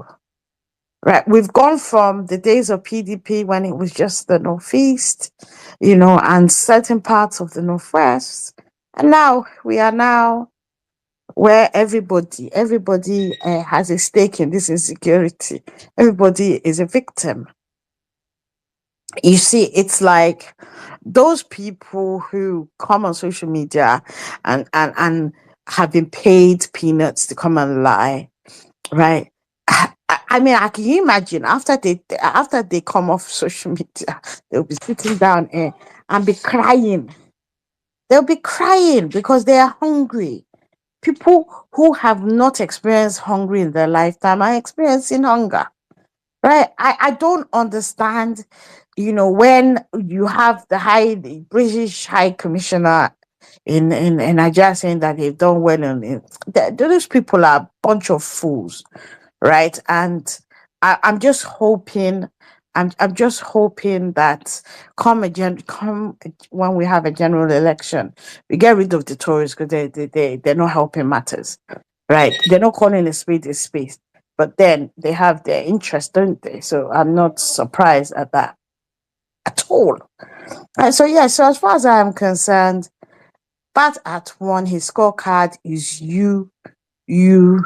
We are not able to grade it because he has not made an effort at all. In actual fact, he has allowed us to further regress.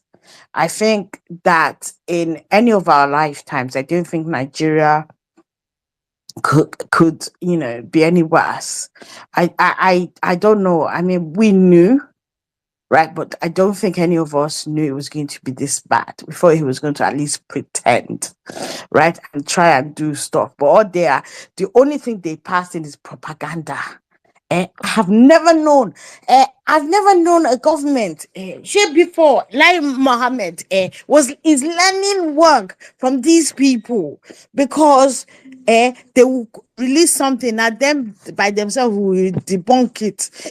It's crazy. It's crazy, and it just tells you how bad things are, and we need to keep on highlighting that fact, right? We need to keep on checkmating it. All the things that we see online that people are not seeing offline, we need to be putting on our WhatsApp because WhatsApp goes further than you can ever believe.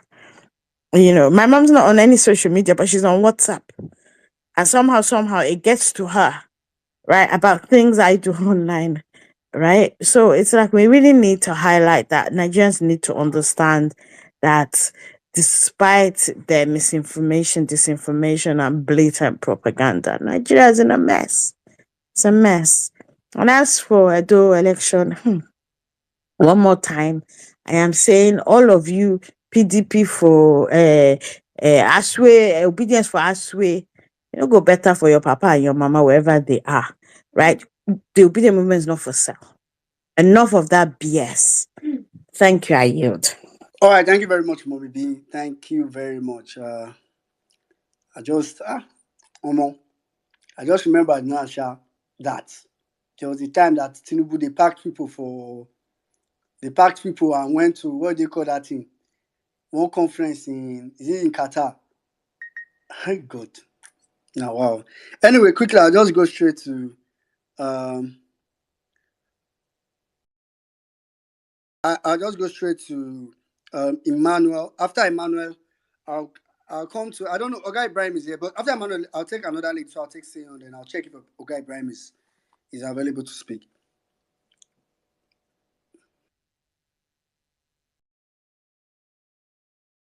Emmanuel, are you there? Please go ahead.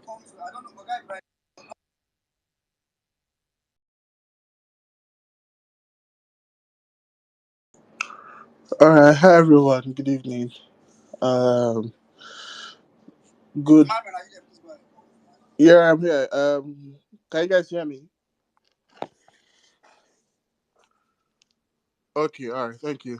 Uh, so when I looked at the title of today's piece, I started laughing because I'm like, what to give scorecard to somebody that never attended class? I mean, just imagine you're a teacher.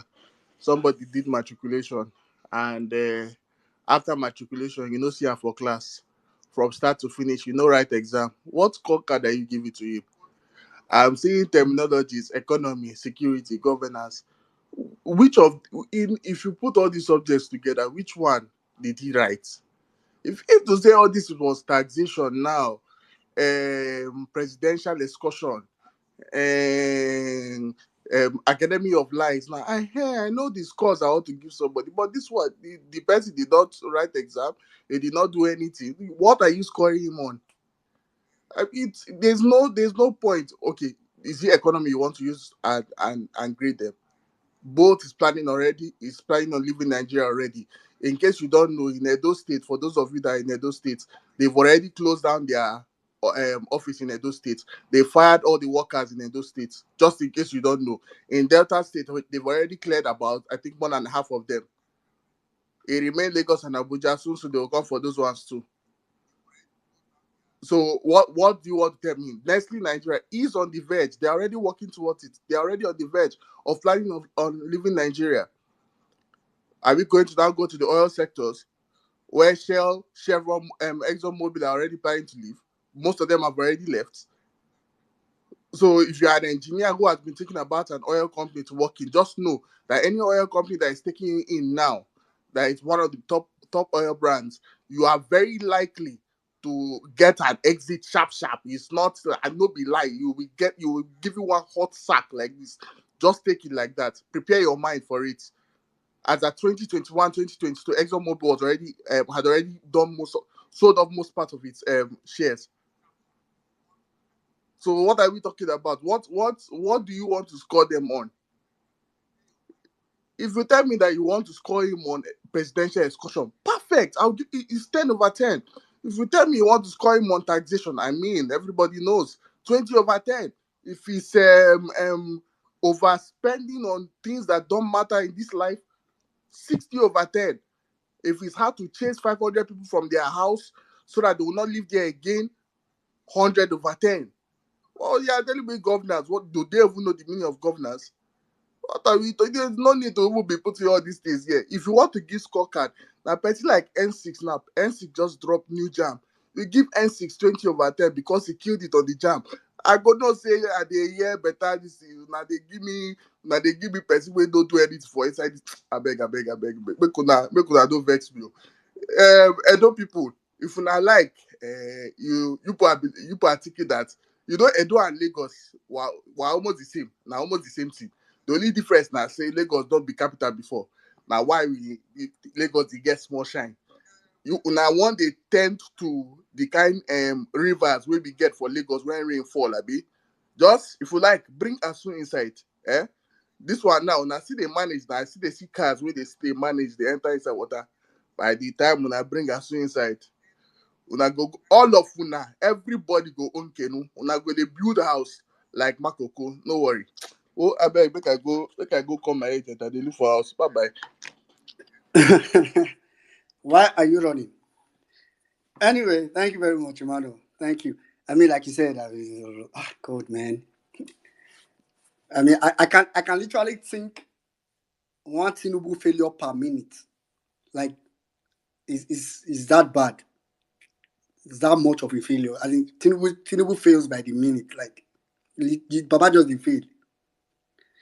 All right, quickly, I'm gonna go straight to Seyon. After Seyon, I'll check if Ibrahim is there. If Ibrahim is not there, I know Mr. Steve is always on the move. So I'll most likely come to Mr. Steve after.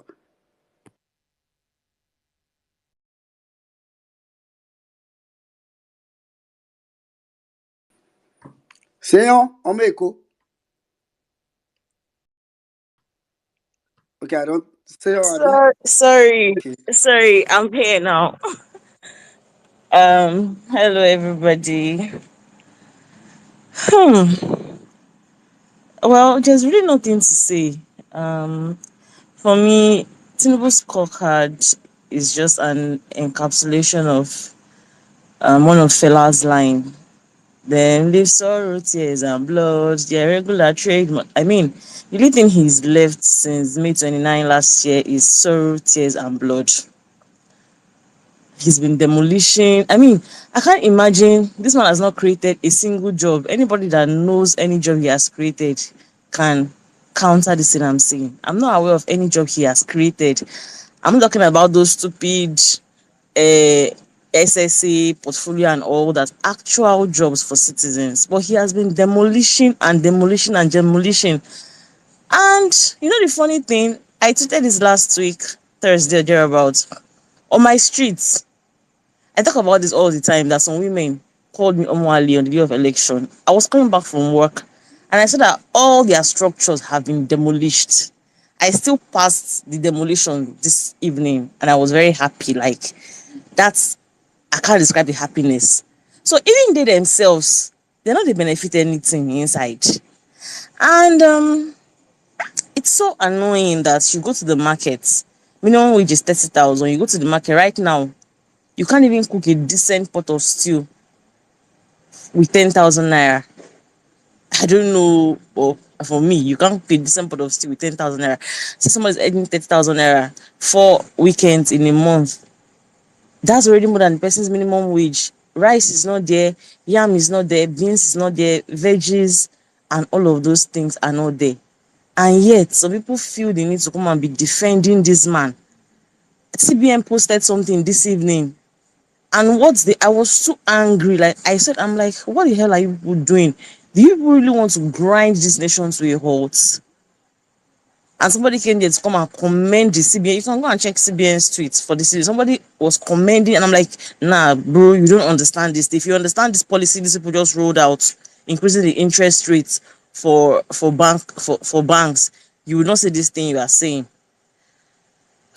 I don't know.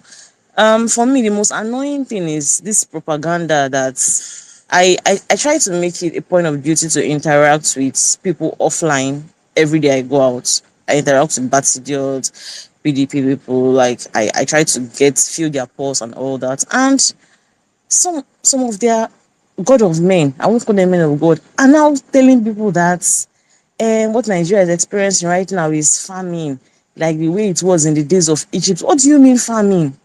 That people should pray. I heard another one on Monday.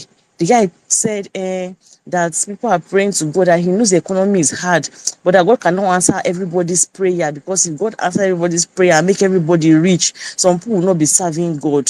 My people are not, they lie you. Now waiting I hear, they tell una.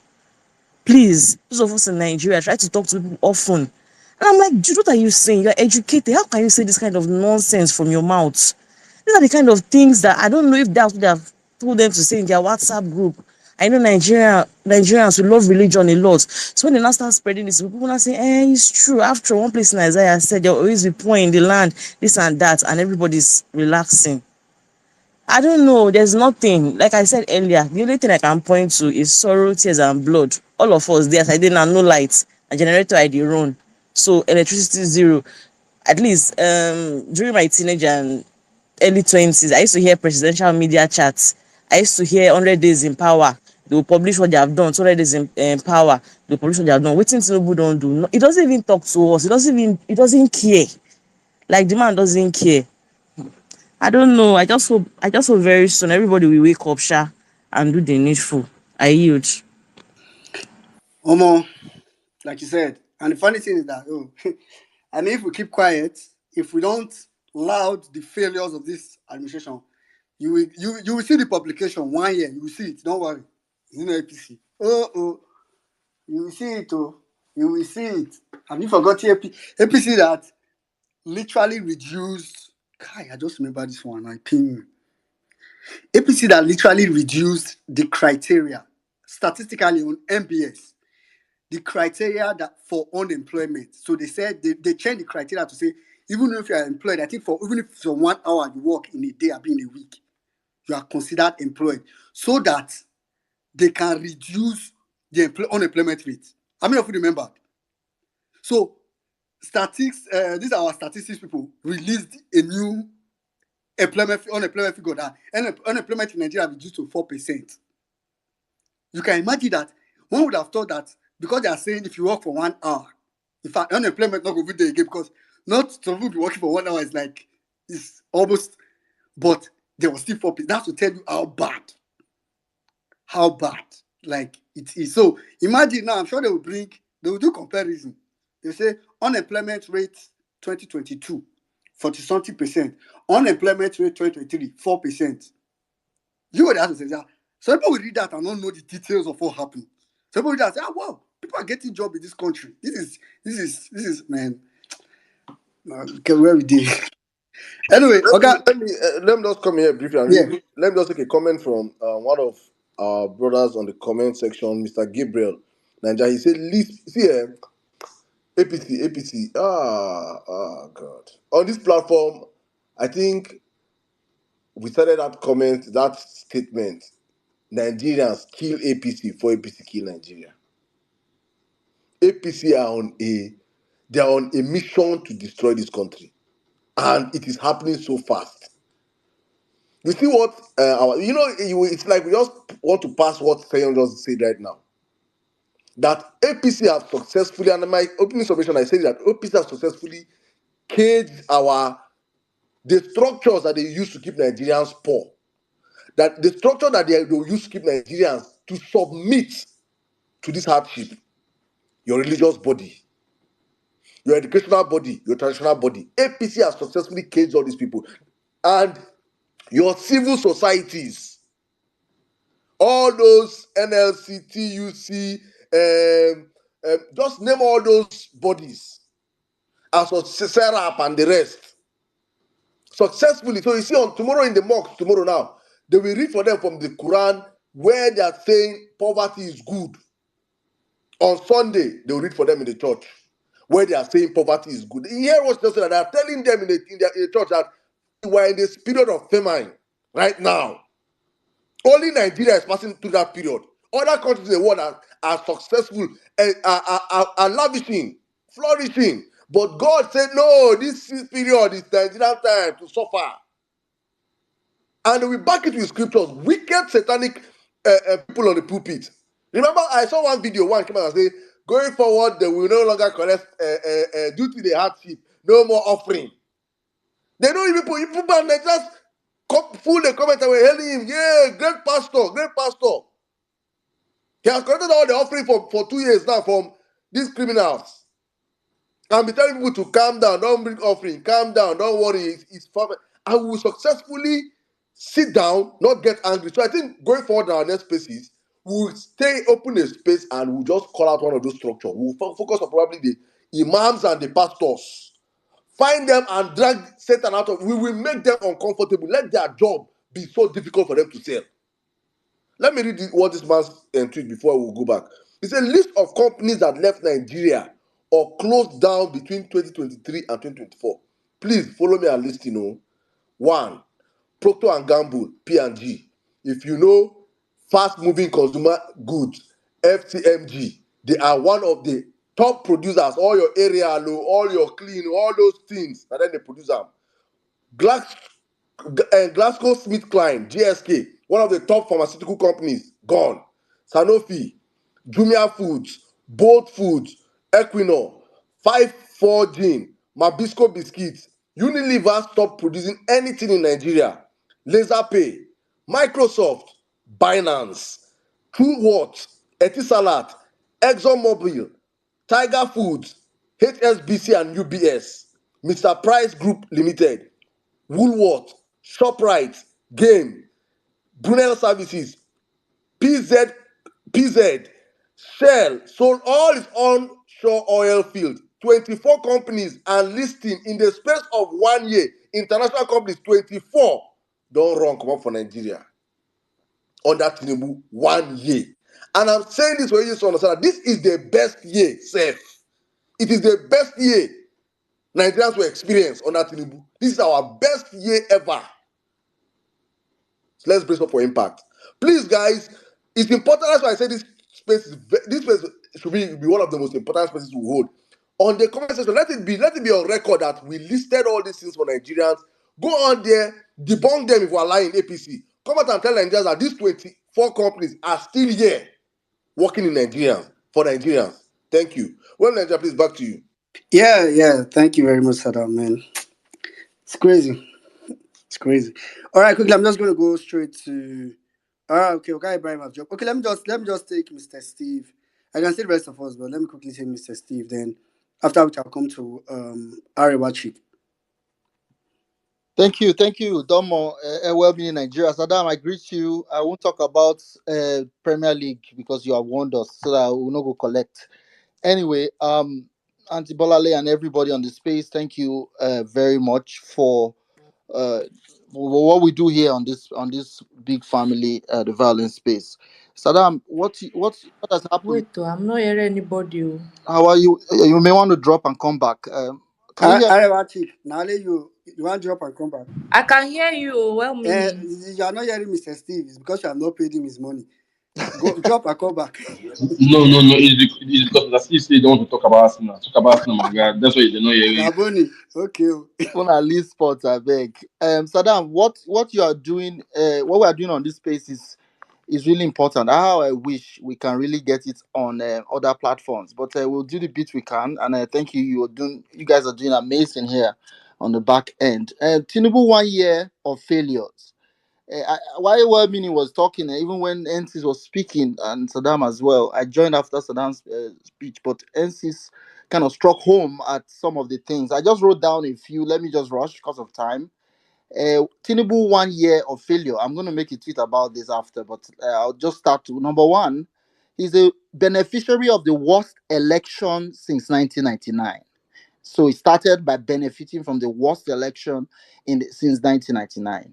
Even the 2007 election that the late president Yaradua said was flawed cannot be compared to what happened on February 25th, 2023. Number two, astronomic inflation. Food prices have gone up more than 100%.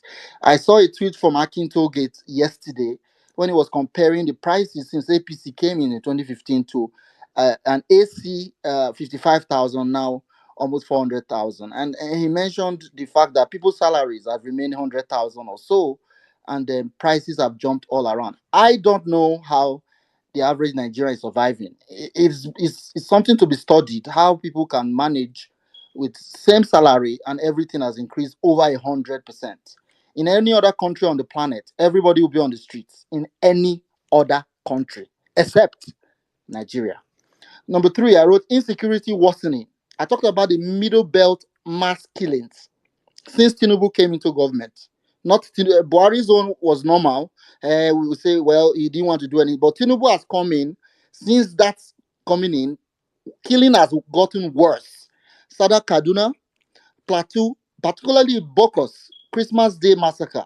While people were eating rice and chicken and celebrating Christmas, over 200 people were slaughtered in cold blood. Again, in any other country on the planet, everybody, everywhere will be on the streets to protest the massacre of over 200 people in cold blood on Christmas Day. But in Nigeria, where it's kind of exceptional country, I talked about Benue killings have continued in IDP camps. Abuja Suleja prison break under Tinubu's government. We've had prison breaks in Suleja, prison breaks here and there. Criminals are roaming free. In Abuja, kidnapping is so much that a friend of ours 2 weeks ago called to say they were accosted in their house in a Hebrew area in Abuja. And for hours, they were robbed. The husband was beaten to coma, is living in the Hybro area in Abuja. So Abuja has gone worse in terms of security in the capital, not to talk of everywhere else. So that's under insecurity under team. And we have lost soldiers. There were over 30 soldiers that were slaughtered, not died. No, what do I mean died? In Niger State. And they said we should appeal to the Niger State governor came to say we should appeal to the terrorists. We should negotiate with them. But 12 or so soldiers were killed in Delta. Unfortunately, God rest their soul. They raised down the community. So, under this administration, 30 soldiers can be killed in Niger State. We'll negotiate with them. They are still negotiating, but the communities in Delta are occupied because some others were also unfortunately taken. That's the situation report as far as security I will touch on. Number four, I wrote CBN cluelessness. Today, they came out to announce an increase in interest rates to 26.25% under an economy where uh, prices are through the roof, companies are leaving, small businesses are closing every day. I saw Ariwati was trying to open a space for how businesses are surviving. If you follow Akin Togate, who runs the glass business, you find the struggle to keep business on. NC just mentioned the number of people he has laid off. So NC don't lay people off. What about the thousands and thousands of people who are closing shops? What happens to the unemployment rate? So CBN cluelessness is astronomical, so much so that I saw a tweet today that somebody was comparing Cardoso and what's the Mayfele, the printer. Somebody was comparing the printer and Cardoso. Who is worse?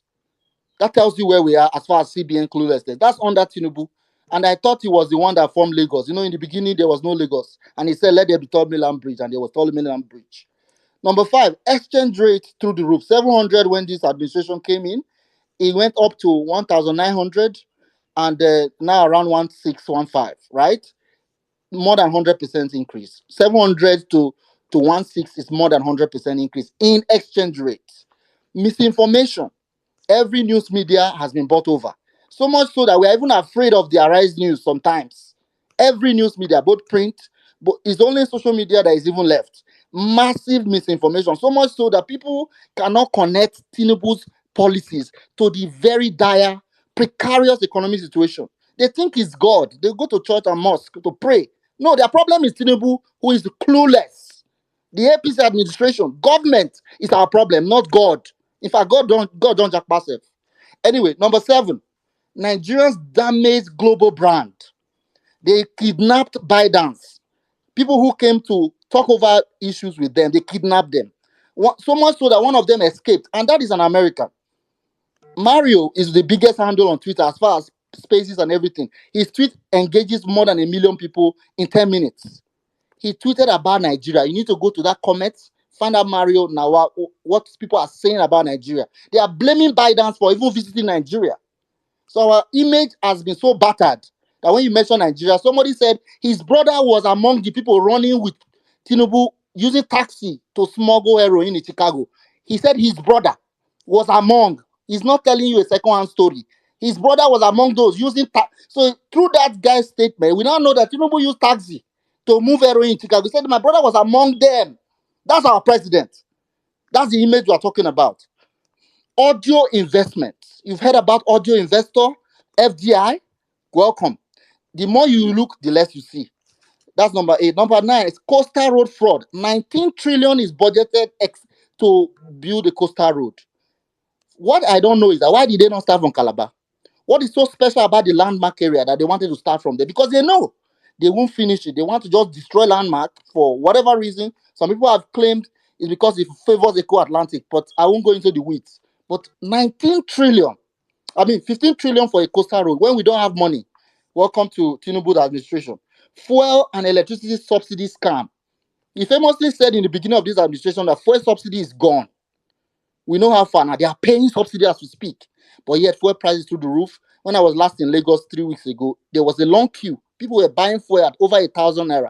But in any other country, when gas prices in America tick $1, the president, Biden or whoever, is afraid. $1 increase in fuel price in America. The president is afraid. He will soon have a chaos. But in Nigeria, fuel prices will double. Nigerians will be praying. Waiting when they pray, I don't understand. Anyway, that's for the fuel. In electricity, a friend of mine who mentioned name just mentioned that she's offering a fridge, offering a device because fuel electricity tariff has more than doubled and the credit runs out very quickly. You cannot afford to have your lights on, even if you even have light, because everybody now they zone A. They broke us into zones, right? That's electricity. So fuel and electricity is through the roof, but Nigerians are sitting on their hands. Welcome to Nigeria. Then number 11, I wrote better edu looting, lack of accountability. Remember better edu, right? Has she been prosecuted? Where's the money that was allegedly stolen? That's Tinubu administration, better edu. 19 billion naira Hajj initially denied. When 99% tweeted that 19 billion was a mark for her, they denied it. People called him names. Later, he was vindicated. That is true. 90 billion, no, no be 19. 90, my brother, sorry. Hey! 90 billion for people to go and pray and take pictures in Jerusalem and in Mecca. For people to go and take pictures and stone Satan. I'm not a Muslim. I know that when they go to Hajj, they stone Satan. As soon as they stone they reach, when you finish, you come back the same Nigeria. Shake it. Banza, they wait for you after you come from the west of 90. And it's not long. I've never been to Hajj, but it cannot be longer than a month. Can we waste such money? Will a P2B administration on this planet allocate such funds? It's impossible. Or somebody will say impossible. Number 13, I wrote off-cycle elections. Massive rigging. We had Imo. There has never been an election as rigged as Imo, Kogi, and the rest of them. Under this administration, INEC is free to do as they please, which is why I'll round off by going to Edo. APC is not campaigning in Edo State because for them, they just need to write it. But we have bad news for them. In Edo State, the same way they couldn't write Kano, they will not be able to write in Edo because we will resist all attempts to updo or upturn the will of the people. We in Edo, we don't find trouble. Just not find our trouble. Edo not be Lagos. We will resist every single attempt to rig Edo election like you do all elections. I know that they are not campaigning because they are waiting for INEC to write results. No problem. But in Edo, if you're an INEC official, just know that you need to let your family know you are going to Edo. Make plans so that when you reach Edo, you do the right thing and you go back to them. I'll stop so far. Thank you. Thank you very much, Mr. Steve. Omo, now you be the teacher. Now you carry script come. You come mark On this script. your submission, I could just we have to cut it out and share it. This is masterclass. God bless you, my brother. Well, please go. As in you just be like Mr. Steve call that person. You know where you don't write, where teacher don't write, you don't write exam, you just submit script. The teacher call bring his case say I won't mark. He be like, who carry script? Say I won't mark this script today. You know, as in it is there was some of these were saying, you saw me, I was giving surprise emoji, as in I was thinking, how did I forget this? I forgot this. Like I can't remember this. This happened. Like man, I mean it's like I don't know. It's it's crazy. All right, Wachi, thank you very much, Mr. Steve. Thank you very much for and you know the news I want to tell you is that funny enough, you listed so many things, but I can bet you that you did not list up to 1%. As in, if if we're to brainstorm people now to say bring out things that Mr. Steve did not list, people will bring out times 20. As in, it's the failure is too much. Its failure is phenomenal. Anyway, quickly, I'll Well, just go straight to not that the failure is phenomenal. It is not being spoken about. yeah. But Saddam be too many. How person go dey fail? I mean, same fail with like just fail small. Like somebody just be a failure, like default failure. But So it's Saddam not. Awemini, why are Nigerians quiet? All of us, whether we are north, south, and east, how come we are the only one that takes this on this planet? There's no other I country don't this can work. know. I Are don't we know. are we in Pluto or we are not on Earth like others? I And swear. Nigerians are it's tapping. as They are if, eh, tapping. it's They are as if, tapping, eh, tapping, tapping. you see, like I highlighted earlier on, right? The reason why it is happening in Nigeria is that these people have created a system of people that Nigerians have this messianic attitude. We always look for a messiah. So these people have created systems. Your church now, church where you get in your these pastors are all in this man's pockets. The imams are all in his pockets. These are the traditional rulers, emirs, obas, igwes are all in his pocket. Civil societies are all in his pocket. Your actors, artists are all in his pocket. What they call these people, professors, they're all in his pocket. You didn't hear them. Wale Soyinka they saying 1 year. You will hear 1 year will come. Wale Soyinka will tell people that please just calm down. You will see. We're waiting for you 1 year. Say 1 year. You will tell people this a particular regime is there's something. So you will see it happen. This man has successfully for the past 20 years used money. Many of them he has bought lands for them, giving them lands in Lagos. Some he has given them houses. So they are indebted to this man. So he knows what he has done. He has created a structure that if we the people don't stand and fight that structure, forget for me right now. My battle should not be to Tinubu again. Forget that man. He don't day. Let us fight that. The structures are they are easy targets that we as the people can target. Drag them out, expose them, make them uncomfortable, being deceiving our people. That is why we can't collectively come out and say, let us fight, let us youth. No, you go to a church on Friday, on Sunday. Adeboye has millions of Nigerians listening to him. Adeboye is in bed with Tinubu. Ade Farasi has hundreds of thousands of Nigerians listening to him. He's in bed with Tinubu. Kumuyi, the same thing. Your pastors, your imams, the same thing. And your Nigerian mothers and sisters worship these men. They worship these people. So if Kumuyi tell them or Adebo tell them it's a period of famine, while 7 years of famine, how will those people argue it? They'll say it's from God. Or if they don't agree for Kumuyi, they come back house. Igwe or Oba call them for meeting, say, right now it is. You see the system they use to keep Nigerians down. They know what they are doing. And it's paining me that we that are on social media that we should be amplifying this thing because now we go save our people. It is us that will open our people's eyes. Say, your pastor could be a man of God, oh, but he's benefiting while you're suffering. We have to do something. Well, me go on, please. Yeah, yeah, Saddam. I mean, like I was just going to say, like the structure is the setting from like you said, traditional religious leaders down to the media capture. I was just reading just now through it. We just social media. Now they see all this thing. Imagine waiting they load people where they watch Arise channels, ITV. Just imagine what they are loading. So talk like you can't go watch TVC. Oh God. Now load it. They don't they load down for their head like this. Well, I So mean, sorry. I visited Ilorin recently. Do you know that there is no Arise or channels in Ilorin? It's only TVC. okay, Only Ilori is TVC. gone. That's the what in the Kwara State. Only That means TVC. Ilori is Just gone. Just imagine that. forget. So you can imagine why people talk for Kwara and just imagine. So Ilori is gone. Just they don't just so whenever you are doing permutation, just forget that. Forget it. Those people did that, and it's not their fault. It's what they have access to. So it's very crazy. So our work is cut out. That's just the fact. What we need to do is cut out. Ariwachik, please go ahead. After Ariwachik, I'm going to come to Gaboni. Good evening, everyone. Well meaning.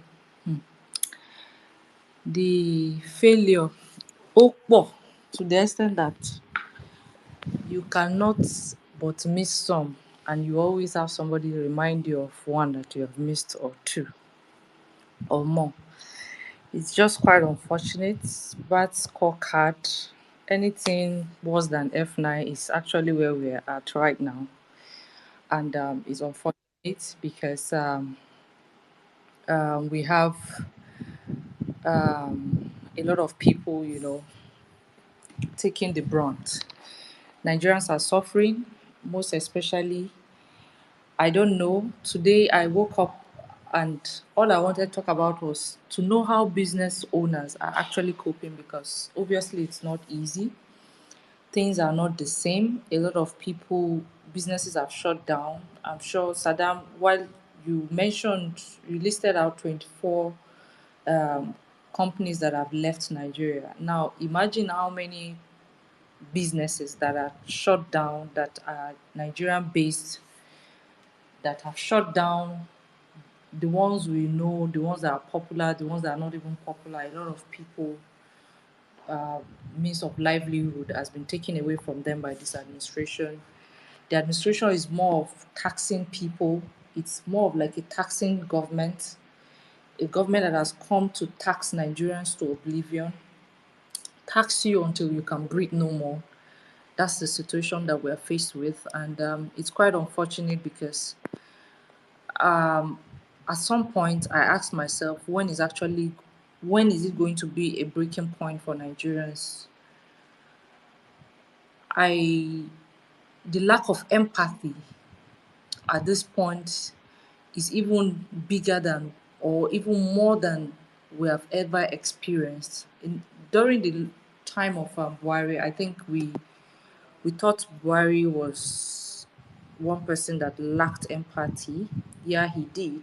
He sure did lack empathy, because we've had cases where people will be killed, things will happen, and it will just be like, we don't have a president, nobody comes to say anything, there's no proactiveness in their governance, nobody is saying anything.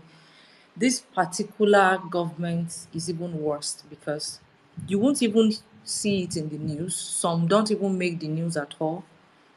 And even if they make the news, you would not find anybody like in part of government that would even try to go and sympathize, or even go to those locations that you say, okay, maybe a minister of so, or somebody actually went to show solidarity with maybe the community where that thing has happened. You hear people getting kidnapped. The figures are high, like as much as 500 people or 200 taken at once, and you'll be wondering, do we even have security personnel? Because how are they conveniently able to move such numbers of people, even cattle? It's not easy to move large number of cattle, not to talk of human beings that actually know that they are being kidnapped. Like, how do they conveniently move with those number of people, and we not this security operatives do not get to hear or even know about it, or even be able to even trace these people and release them. So the lack of empathy is on another level, is on another scale entirely. Nobody comes to say anything. Nigerian life is worth nothing right now, and it's disheartening. Like the company, I said company, sorry, the government is just kind of running on a boju boju kind of economy, like no headway. It's like try and error. And we'll try this one. If you know, okay, let's try this one. It's more of like blind bats leading, leading people to nowhere. That's what we're faced with right now in Nigeria, because I can't just explain this, the level at which the economy of Nigeria keep nosediving on a daily basis. We're being taxed every day. People cannot live conveniently again, and it's worrisome. Like, imagine the electricity tariff. I don't know if some people have not noticed, but I think that is even enough to get people on the street. Except, of course, maybe you are not using prepaid meter. Because if you are using prepaid meter and you are on that devilish place they call band A, it will be enough for you to be on the street. That place, that is like it's the devil's house. That band A of a thing, because you put units now, and the next minute you are wondering where your unit have gone to. You'll be wondering what happened. Now imagine how people are living. Like, normally you put 30K in a month and you just know that yes, this should last you for a month or even more. But now you cannot even run. You should be talking of maybe times three of that for you to run your house conveniently. Like, how in God's name are people supposed to survive on that? Tin of milk, the biggest thing that usually you buy for 15K, 16K is now 61,000 naira. Like, I don't know how in God's name they want people to, to continue living. Businesses are shutting down. That is even the one that is even more worrisome, because a lot of people cannot pay staffs again. There's no patronage. The buying power has reduced drastically. Nobody wants to buy, like, anything that is not food right now is luxuries in Nigeria. Anything right now that is not food that you are going to eat is luxury now in Nigeria. People are prioritizing food rather than every other thing, basic needs that they would rather buy on a daily before now. Nobody wants to spend money to do anything. Businesses are shutting down. People are hungry. People are complaining. People cannot pay bills. Life has become so difficult to the extent that people can no longer eat 3 square meals. Some people don't even know where their 1 square meal is even going to come from. Then now back to Edo. I don't know why these ASU people are so hell-bent in dragging the obedience movement into this. What happened to coming up with some very creative names like Asudians, Obasekidians, whatever you want to call your stupid selves? Why can't you just leave obedience alone? The obedience name, in case you guys have forgotten, is coined from Obi's name, Peter Obi's name. And Peter Obi, the last time I checked, is still in Labour Party. Peter Obi is not a member of PDP. Peter Obi is not a member of APC. So why are you dragging obedience? And obedience are those who are with Peter Obi. So why are you people trying to drag the obedience name into this? Remember, for those who say we're divided, no, we're not divided. Some people just lost their integrity along the way and sold their integrity for peanuts, and they've taken sides. The obedience are not divided. We know where we are and we know with who we are with. And just like Mommy Bonale said, it no go better for any of una that is trying to actually drag the obedience name into the mud. Labour Party, obedience are voting the Labour Party candidate, and that candidate remain Olumide Apata Osaigbovo, and that's the person we are voting. That is who Peter Obi supports. So anything other than that, you guys are just dreaming, because obedience can never be with you guys. Thank you very much. All right. Thank you very much, Arachik. Promptly said. Well said. Uh, I think it's quite clear. Obedient candidate is Olumide. I think that's very clear. That's very clear. So, like Arachik is saying, if you want to support any other candidate, is fine. Just don't do it in the name of obedience. Do it, and that's really disgusting. Do it in Coin any your other thing. damn name. Let them coin their own Yes, name. do it in another way. All right, thank you very much, Arabachik. All right, quickly, I'm going to go straight to Gaboni. After Gaboni, I'm coming to Oxley. Then, after which we'll take another lady, so I'll come to Rita. Yeah, thank you, Amini. Mr. Steven, you rightly said I named almost everything I wrote down. In fact, everything you rightly what you said today is just a complete summary of the failures of this government. Like Saddam rightly said, it's something that already something we should cut out and keep playing. Thank you very much. Well done. So that being said, I don't want to start going over it again because you said it all. What I just want to say is every day I pray that this Nigerian spirit of always finding, if when we hit a wall, always trying to break through the wall. Just like in those days when we were younger, when we used to look for browsing sheets to browse for free browsing sheets. If they block this one, we'll go find another one. If they block another one, we must find that one. So we must continue to find another browsing sheet because that is what we know how to do. Like right now, the country is in a mess, but Nigerians are also already finding out other ways of surviving. Everybody now is tapping, tap, tap, tap, tap, tap, tap, tap. Every way now we define instead of trying to solve the problem that is bedeviling us. We look for ways to just continue living and surviving. The kind of stories I hear from Nigeria, it break my heart because when you look at prices of things, one that surprises me, how is one spaghetti 1,000 naira? Like how? One spaghetti, what did they say 18 naira, 17 naira, I can't go 120. If I left Nigeria May last year, it was around 200, 250. How is it 1,000 naira now? Under stuff 1 year. How would the poor survive these things now? Everything. The country is in a complete mess, and what these people are doing is just propaganda to keep. And the problem is, it's just that Nigerians are, they don't most times care about. They don't. Not say they don't care. They don't know, and they don't want to know. They don't focus on knowing. That is because of the evil media we have in this country. And so for Saddam, there's something I want to beg. I know a Vawulence space, we have Facebook page, I think we have YouTube page, but I want to beg because recently I started going to, started for the last 2 weeks now, I've been frequenting TikTok and I've seen some people doing live on TikTok and I see the amount of people going on TikTok live, with like just like a space like this, but it's live. Some people come on, like the speakers now request and they can be accepted to come on. I think, is it possible?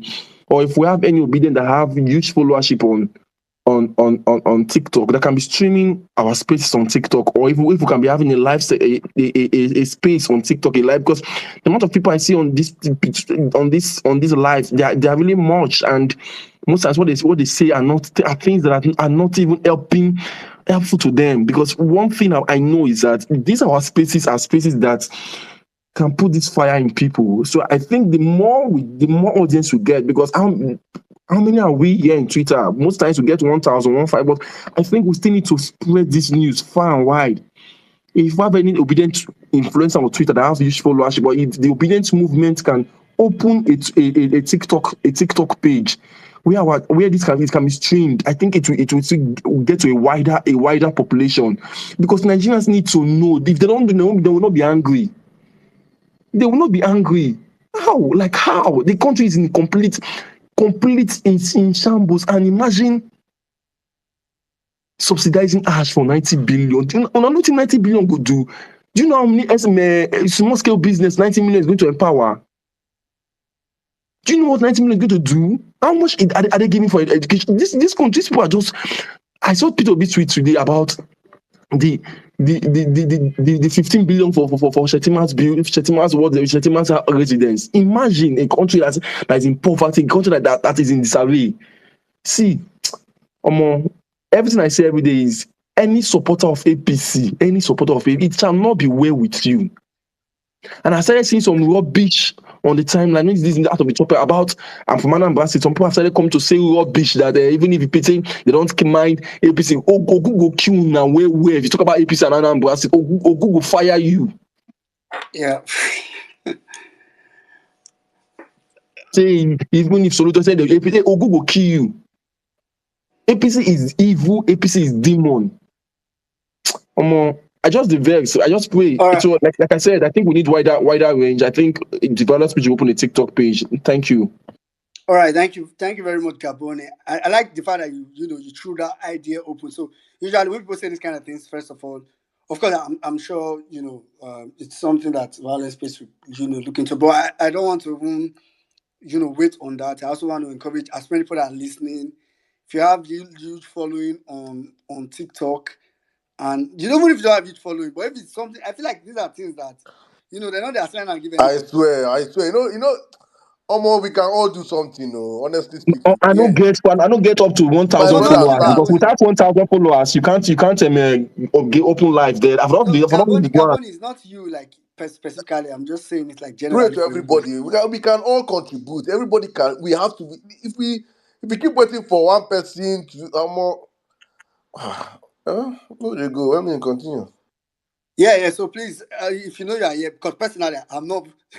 The only thing that carried me to register TikTok one day after I watched the video, I had to carry myself come out. Like I'm pretty much not used to it, and it's always like that. When you are not used to. But I know if you are here and you are used to it, or I mean, you could pick it up as a pet project on your own as well. It doesn't mean even if Violence Space and many other people are now holding spaces there, it's all for the good cause.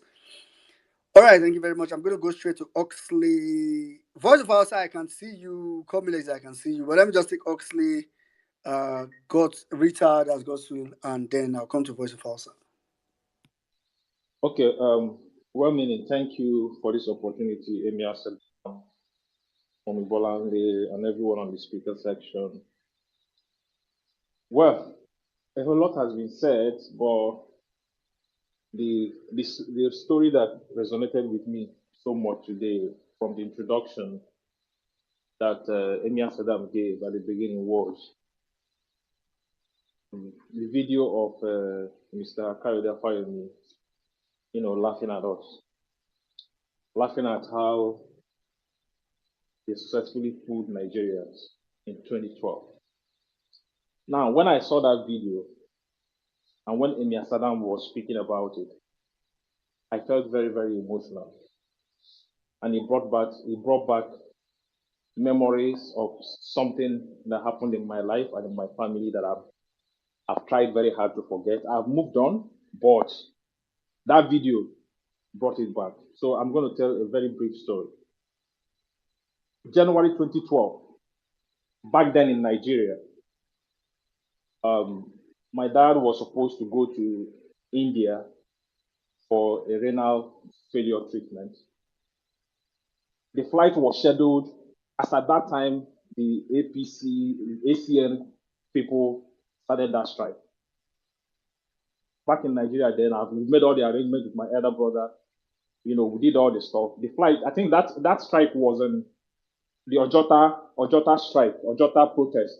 It started early January 2012. I can't remember the exact date, but that was exactly that protest and strike lasted for like 4 days or 5 days. It was almost a week long protest. My dad's flight, myself, we are supposed to go to Chennai in India, state of Tamil Nadu. So myself and my elder brother and my dad. So everything is booked. It was on that period that strike started. We couldn't travel on the scheduled day. We had to reschedule. Now, because he's having a kidney related illness, we had to look for, because we couldn't fly to India at that time because of the strike, we had to go to Louth to try to initiate kind of a treatment, dialysis, pending when we're able to reschedule our flight. So we went to Louth. Louth wasn't working. We couldn't get a bed space. Everywhere was occupied. So I think we went to one hospital around Oshodi. I can't remember the name of that hospital. So eventually they were able to, we were able to get a slot, for a dialysis. He used to do dialysis, I think, twice in a week, you know. So doing that dialysis, he did all the dialysis, all the tests were done, viral markers and all of that. At the end of the day, we were able to reschedule, and he traveled, I think, 3 weeks after the strike um, stopped, because we went through Emirates, we went through Dubai to India. Now, I think we didn't know at some point that during the dialysis section, he contracted a hepatitis C. I don't know how it happened, because for every dialysis session you go to, you must do your viral markers. In other words, do your HIV, hepatitis B, C, all those viral markers you have to do. So he picked up hepatitis C in one of the dialysis machines. We didn't know how it happened. So it was in India that we discovered that.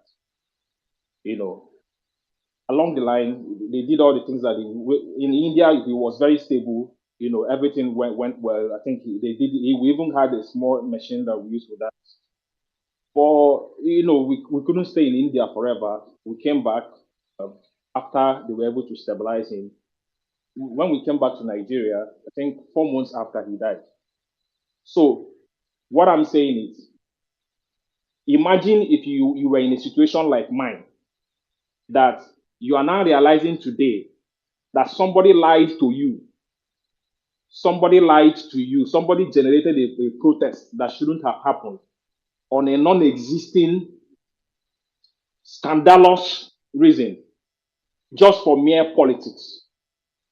That was the excuse. That was the video that we saw, and the man in the video was laughing at us. Laughing at Nigerians, how they played politics of fuel subsidy.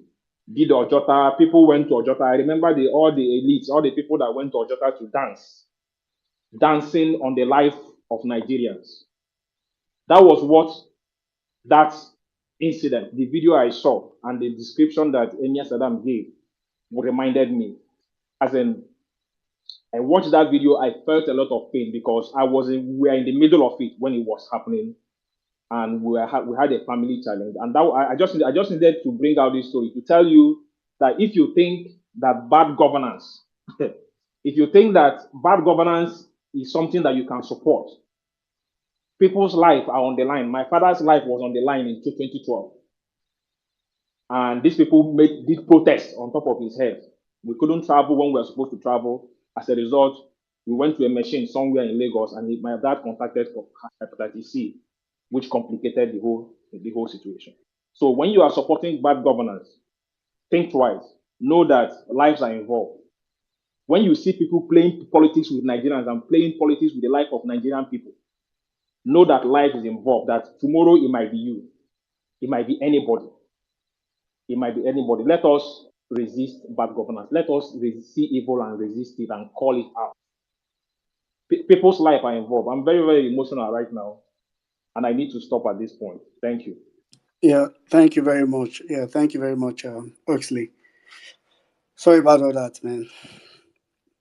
Anyway, quickly, I'll just go straight to Rita. Then after Rita, I'll come to Voice of Hausa. Thank you, all meaning. Emir Saddam, greetings to you. Omi Bolande, NCs in absential, Jimmy, everyone on the space, speaker section, listeners, I bring you greetings. If you're listening on YouTube, Facebook, radio station, thank you very much for this great opportunity again. Tinubu's 1 year scorecard, economy, security. I want to talk first on security.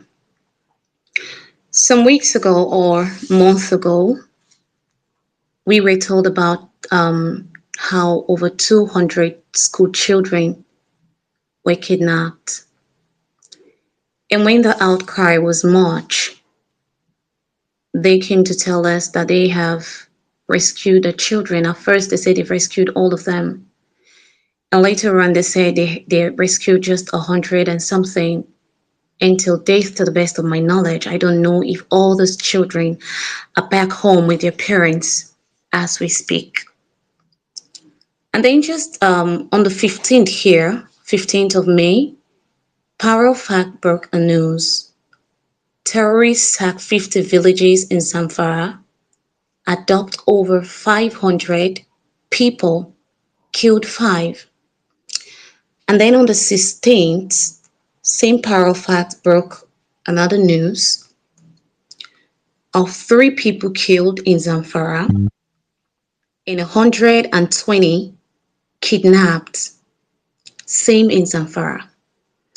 In other words, just 6 days and 5 days ago, over 600 Nigerians were kidnapped in one state, Zamfara State in Nigeria. And then on People's Gazette today, 40 killed in fresh bandits attack on Plateau community. In another news, I can't really remember the paper where I saw that. So 20 people were kidnapped in Abuja. That's on insecurity. Now these news are within 5 days ago and today. The many people that have been kidnapped for the 1 year that this man has been in office are uncountable. Today on People's Gazette, ASU chairman on economy right now, ASU chairman said the many Nigerian students have dropped out of school due to Tinubu's economic policies. Vanguard newspaper yesterday, manufacturers on sold goods piled up in warehouses. That's because the purchasing power has been reduced by this clueless man who grabbed power and knows nothing to do with it.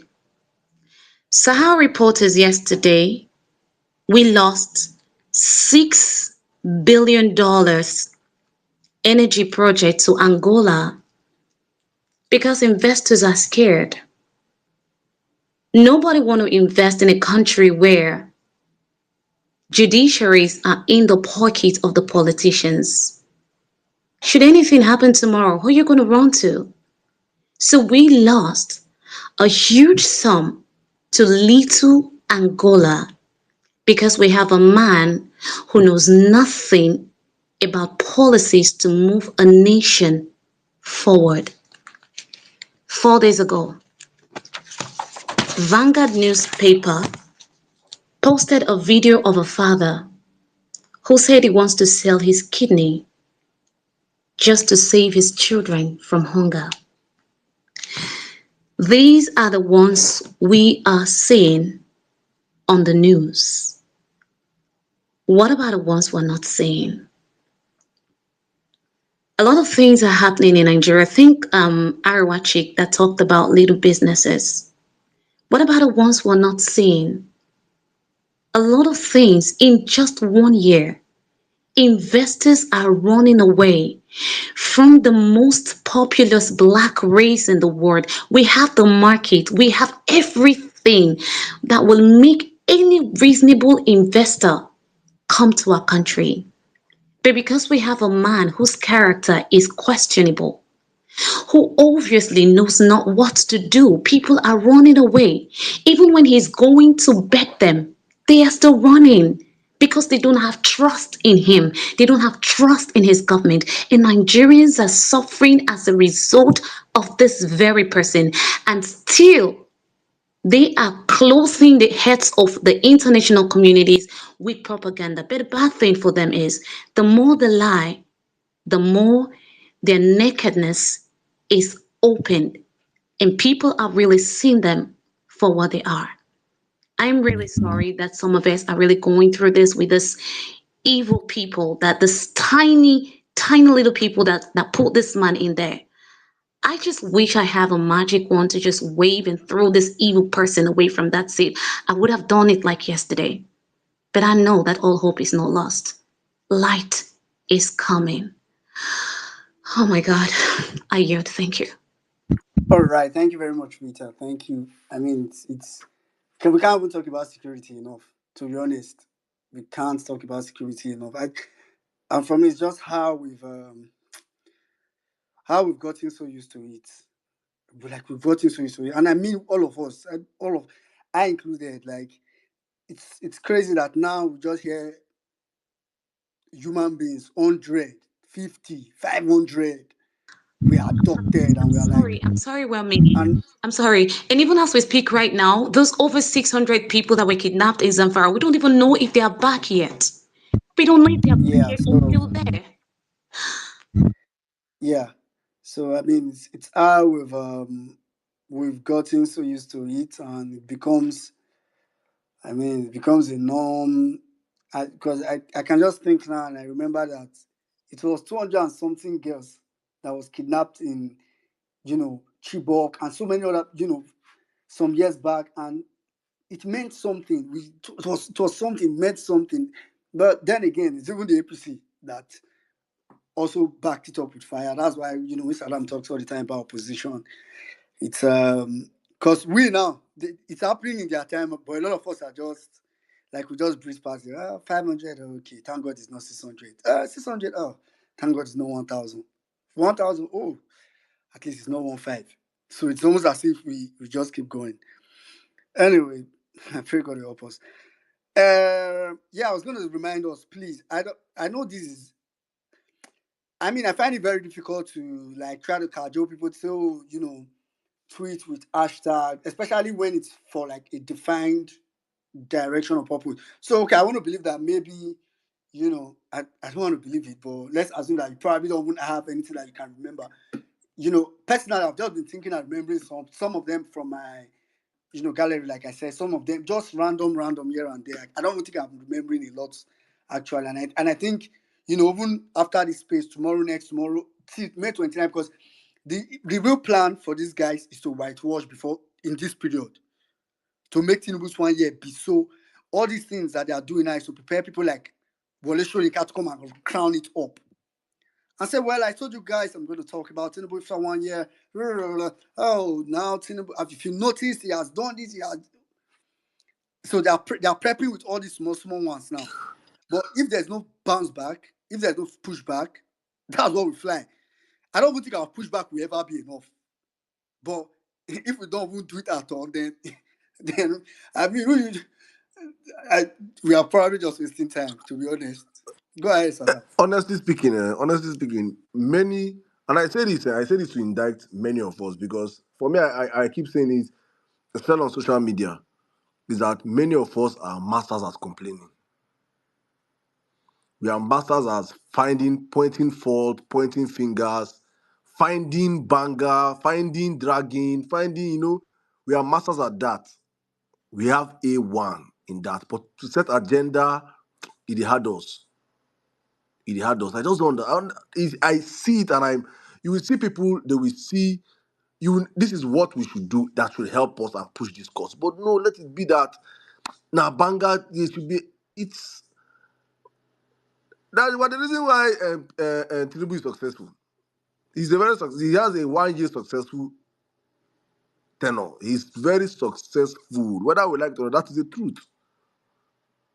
Many of us just want to, just feel like, say, ah, God help us. We go there, we go there. Because when people are making something, I will shout, how are Nigerians surviving? How? How? Tomorrow you will say obedience will come. Peter Obi, if you don't stop Peter Obi, if you say let's trend this thing about Peter Obi, everybody will trend. The hard work now we should do now be putting this thing near us on fire. They had us.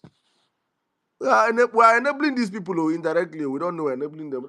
Yeah, Sada, what I was even going to say that. And some people we think, when people that like to talk about 2027, we think, oh, in 2027, people that will probably be seeing Tinubu as a god by then. Now, those are people you want to go and test to come and vote.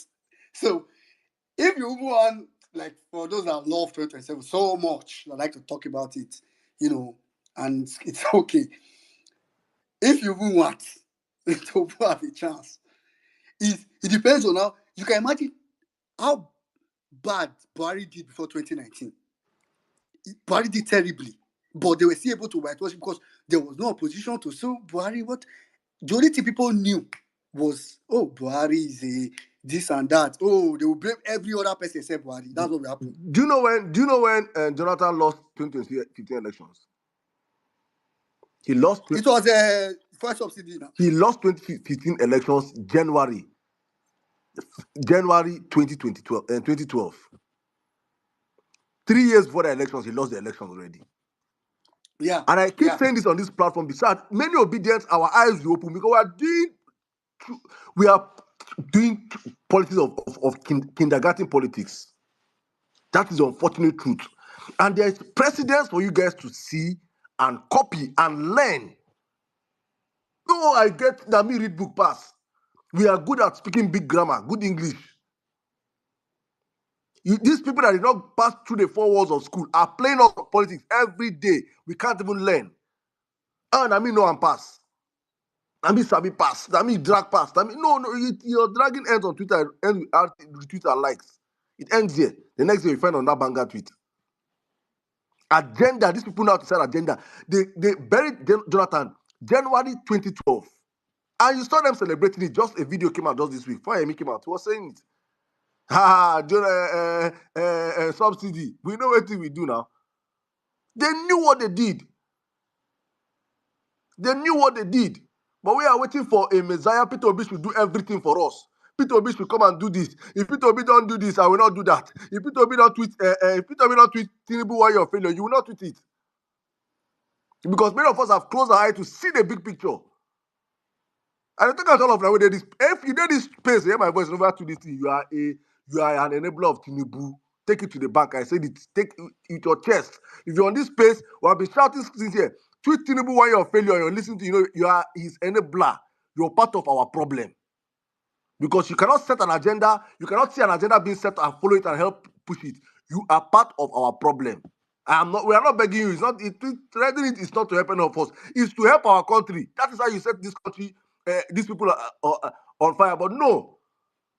The thing is that it's not even enough. Like, this one we're doing now is to just, at least, like I said earlier in my submission, these people are systematic. I'm telling you, people are systematic. I don't know who was here during my submission, but when I read those things I read on Arise, I made it very clear. Those people are not making a mistake. I know what some of people can do to the extent. Some of us think maybe it's coincidence. Just coincidence. The fact that it's coincidence, I agree, that we have people from 3 tribes of the country on Arise today that were commending Tinubu today from the north, from the east, from the west. Commending Tinubu on Arise today, just today, less than 12 hours ago. Should tell you something. That is, they are gathering it. Let me tell you the interpretation of that. That simply means fairly the entire country, all parts of the country is happy with Tinubu. Tinubu is doing well. That's what it means.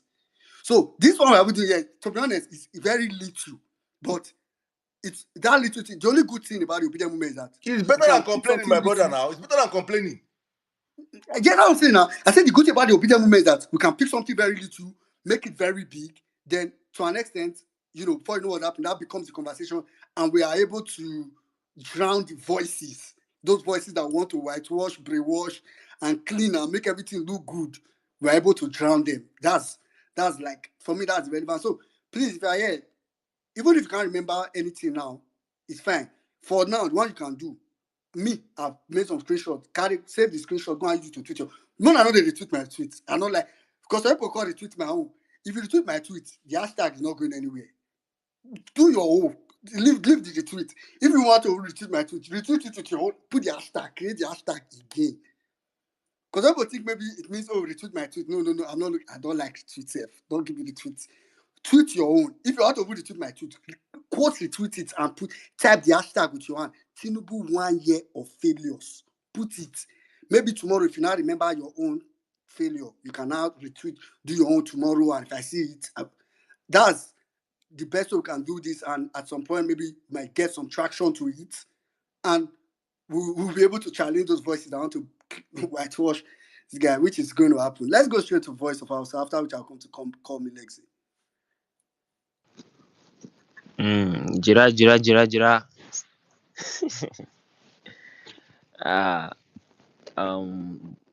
But one year scorecard, economy, security, governance. The only thing that is working in this country is corruption. That's the only thing that is working.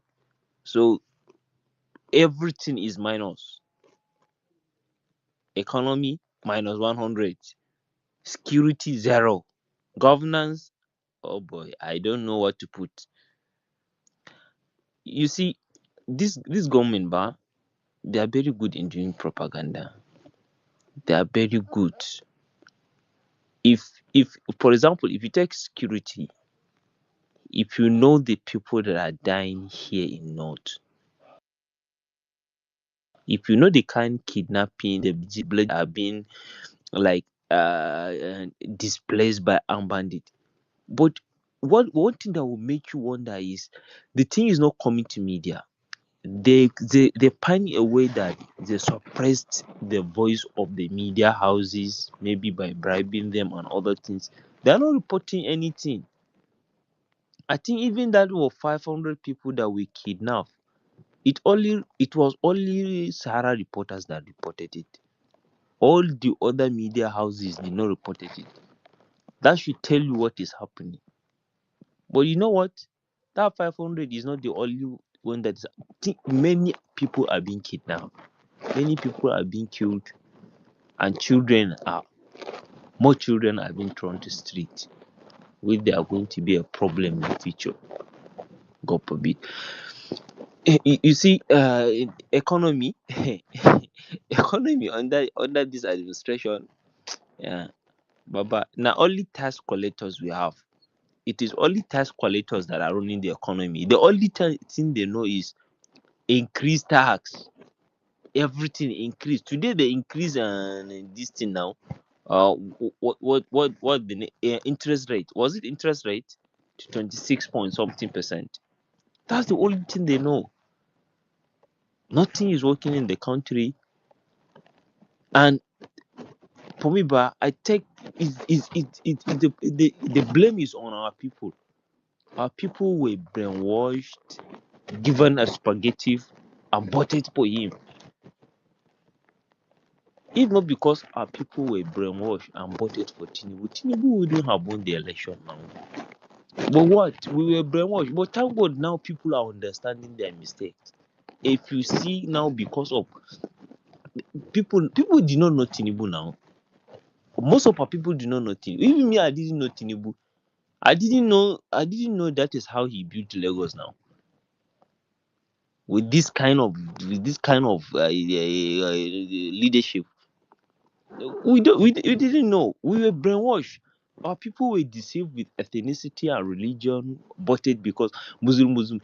Our people thought like after this man is voted, he come into power, all their problem is going to solve because he's a Muslim. But now people are seeing it's not like that. So everybody is suffering. Maybe our people are taking the lesson, and I know if we unite, these people cannot go anywhere. Nobody have ever won election in Nigeria with less vote, with a number of votes that Tinubu won. He is the most unpopular president in Nigeria. Tun da aka kafa Najeriya ba taɓa yin shugaban ƙasan da ya ci zaɓe da irin wannan batun ba. He is the most unpopular president in Nigeria. So if we are coming back to our senses, if we have learned from our mistake, I know definitely we are going to things are coming up. You know what? These APC people don't want to see us uniting. They reported my account now. When I was doing something wrong, none of them called my attention. None of them said when I was spilling things that were not right. Nobody ever talked to me that look, bigotry cannot move this country forward. But when I realized what I was doing was wrong, I was being used, or people are being used, and change. They started saying, "No, you are not serving our interest. You are not doing this. You are not doing that." Serving their interest so that they can remain on fire while people are suffering, dying of hunger. They cannot even get affordable water. People do not have water. The president, People voted for the president. Our people do not have voter. It is someone that contested, and our people do not vote for him. It is the same person that is coming to build borehole for us. Our people are seen now. But thank God, Peter Obi now is getting what he deserves from our people. People are realizing that what they were told who Peter Obi was, it was wrong. Yeah. It was wrong. Our people died in mosques when something happened. Someone went and burned people in mosques in Kano. Who went to see them? The president, the vice president? They didn't even know. Even if they knew, I know they knew, but that is not their concern. It is not the masses. Peter Obi went and have seen them. At least that is a good gesture. And if you see how our people now are commending him for doing that, I believe things are changing. People Yeah. are now understanding that ethnicity and religious sentiment cannot move this country forward. Yeah. It doesn't matter who becomes the president, as we just need someone that can do better, someone that has the country at heart. That is the only thing we need. And that person now, that person in Nigeria now, nobody is seeing anybody more than Peter Obi. When I started putting the translation of some of the things that Peter Obi have been saying during election, our people don't understand English now. 95% of people don't understand English. So when I started putting what they reported my account because they don't like that information to be reaching out to be reaching our people. But what? They cannot stop it.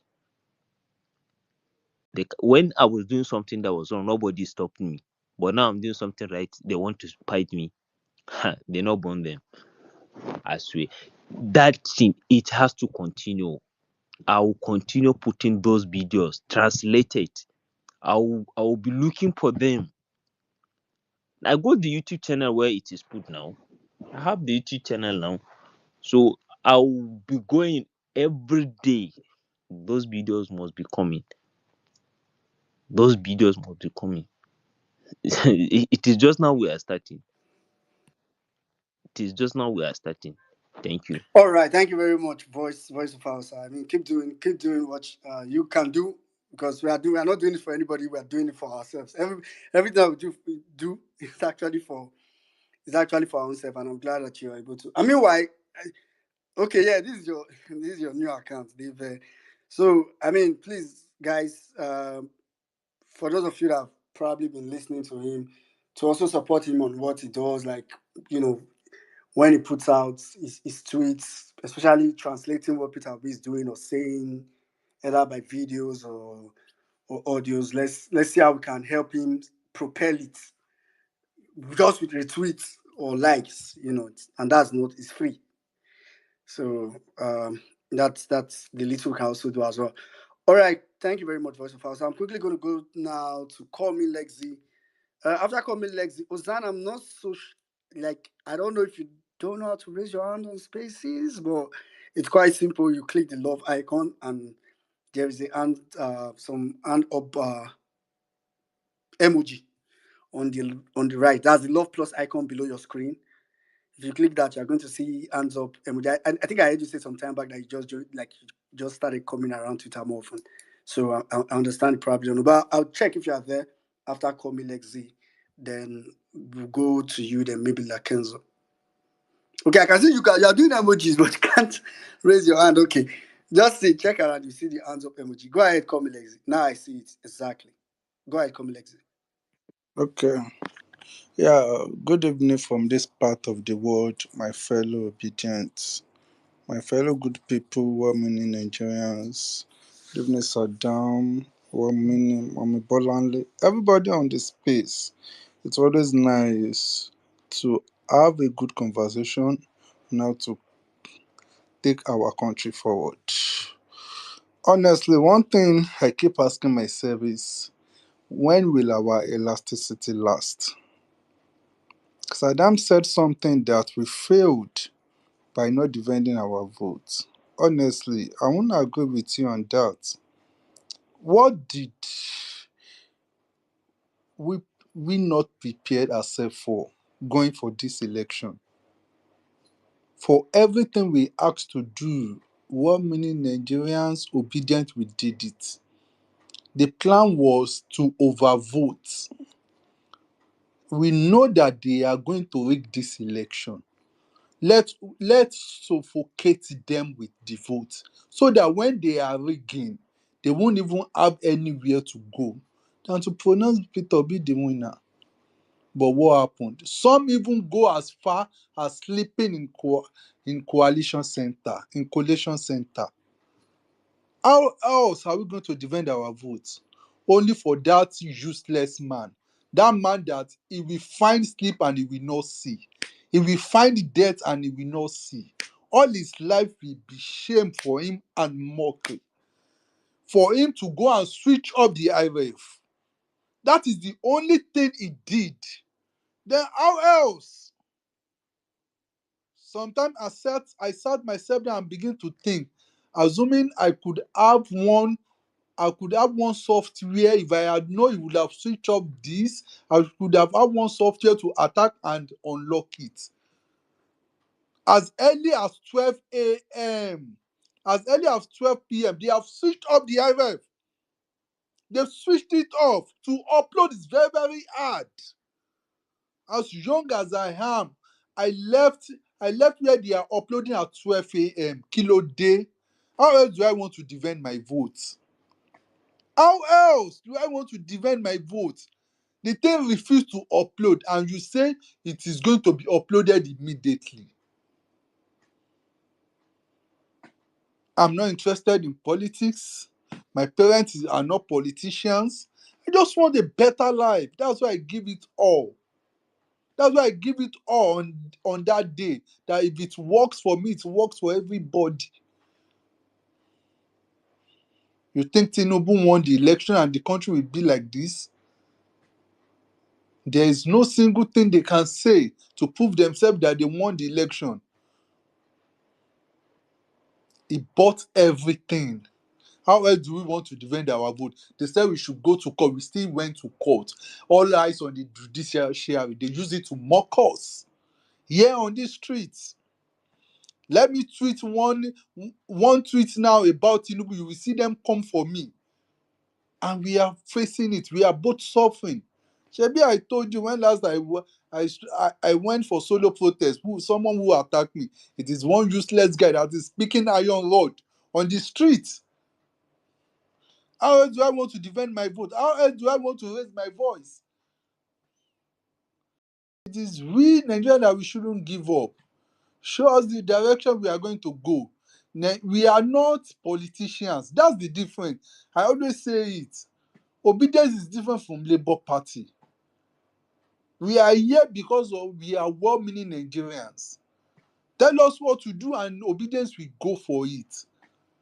We don't know how to play politics. We are daft about it. Some of us have what we are doing, some who doesn't have. We just want a better country. We just want to sleep and wake up and be proud of our country. But see where we find ourselves. See what is going on. Nobody cares about us. They are giving us propaganda from head to toes. And the reality is, let me tell you, and the reality today is, Nigerians are even ready again to give this man. Come to the streets every day, especially this part that I am. People are just foolish. So one is telling me today that I should not worry, that Tinubu is going to do better. I told you, kò ní dáa fún ẹ. Kò ní dáa fún ẹ. Every one of you that voted for Tinubu, ayé yín máa bàjẹ́ ni. They are looking like me like a madman. I said, I look like a madman. I say, yes. Before Tinubu before Tinubu becomes the president, school fees is less than 50,000. Now it's 250,000. I said, kò ní dáa fún gbogbo yín. Politics is personal. What have you enjoyed about this Tinubu that you are talking that is going to do well? I don't have any problem with any pastor, with any imam. Anything that any pastor wants to say, they should keep saying it. I don't care. It's personal to me. I will attack you and come for you. If this is the way they did it then, it won't be like this. But then, how are we going to say it? They choose even the priests, they choose a criminal ahead of Jesus Christ. Yeah. It is we that we need to come together. That's why I always appreciate you, diaspora. Please don't give up on us. We are still going to get it. Now today, now instead of APC to post the scorecard of Tinubu, those useless people, guess what they posted? They are fighting Atiku and Peter Obi. That's what their focus. Just because they have Anyway, nothing to show Nigerian that they have done. They have nothing to show Nigeria that they have done. They are attacking APC is attacking Obi and they said they are desperate. all right. Okay? Thank you It's a very much. matter of time. Thank I you very yield much, the mic. Komi Lexic. Thank you very much. I mean, it just reminded me of something actually when you were speaking. I mean, I think some of us have also forgotten that these guys have increased school fees. So, as in, some of this is happening, I will just breeze past it. The You, minimum school fees in Nigeria now is 250K. yeah, If you know pay, make your you picking know when they stand for brought house. out student loan. I'm not capping. Yeah, that's what You I'm know saying. what they now did? They now divided it into two now. Pay some amount in first semester, like they are helping you. Kò ní dáa fún gbogbo yín. Oh man, see Tinubu. You see that picture? That picture or that cartoon image of Tinubu squeezing somebody, squeezing a Nigerian on a plate. That picture, I know it looks fictional, but that picture is reality. That picture is reality, actually. Anyway, I'm quickly going to go straight to Zan, after which I'll come to Lacanzo. Please, let's try to restrict our submissions with about 3 minutes. So, on the verge of rounding up. Did you ask me to speak? Yes, Uzana. Hello everybody. So I was retweeting when a man says don't retweet, post your own. So I have posted my own. I have tweeted my own. Hashtag Tinubu 1 year of failure. Everyone go and tweet as that. Because there is no achievement. And like something I just tweeted, I wonder what propaganda they will publish as a scorecard, because there is no achievement under this government, under this Tinubu's regime. But again, what were we expecting from a man who I'm not sure who told him that he came to regurgitate. A man who stood before national TV cameras to say he was going to reset the economy. It was going to reduce the excuse me, do you know what it means to reduce the purchasing power of the people? It was going to slow down the economy. And someone somewhere that I am so unfortunate to share the country with, I'm so unfortunate to share nationality with, went out there, is still standing out there supporting that man. I don't know how come. I don't know how come we share a country with some kind of people. Well done for those who can now see. Voice of Hausa, well done. But what kind of lies could these people have told? My God. Someone who tasted the microphone, who tasted a microphone. Someone who raised his two arms up during the national anthem. Someone who did not give a manifesto of any sort. Someone who was obviously shaking and saying, I just want to dance in a campaign, a state campaign. I saw this failure coming from miles away, and I'm sure every well-meaning, reasonable, no matter how how small, every reasonable person saw it. So I'm not surprised. I guess the only one that is really hitting me, and it's not even hitting me. So unfortunately, the pain is on those people that are really suffering and believing that 5,000 or 1,000 was enough for them. I know some of them. Some of them are now seeing their failures and are repenting. Hopefully, the repentance will last until another cycle of election where they will do the right thing. Hopefully, Yeah, but you see this thing called Band A. Oh my God. This is the worst thing that can happen to any of the reasonable people in this country. Band A. I don't pray it even for my enemies. Because I could get I could get almost 700 units with 60,000 before. But now with 60,000, I get less than 180. Actually 10,000 is now 10,000 used to be after they did this their band 18 10,000 for EKDC was about 40.2 units, and somehow they raised it to 45 units. 42.1 units, they now change it to 14. This is 10,000 that used to give me um over 100 and something units, almost 200 units or so. So it's really getting at us, this bad governance, this lack of governance ideas, this poor policy making. It's affecting us, yes, but we will always have our head above water. But I really hope yeah, that everyone can see how Tinubu has failed, just as we said he was going to fail, yeah, and we do the right thing going forward. Now, doing the yeah. right thing for me gives me concern because we did the right thing before. And I'm putting a word in support of the last speaker. We did the right thing before. I moved, I supported, I voted, I mobilized, I did everything. We went out, we cooked, we kept people, we made sure we were there all night. I had a coaster bus loaded with things. I had my IAS, I had Sienna, I had everything loaded. Yeah, Ozana, do you want to round up with 30 seconds? Yes, So that, thank you. yeah, We did everything.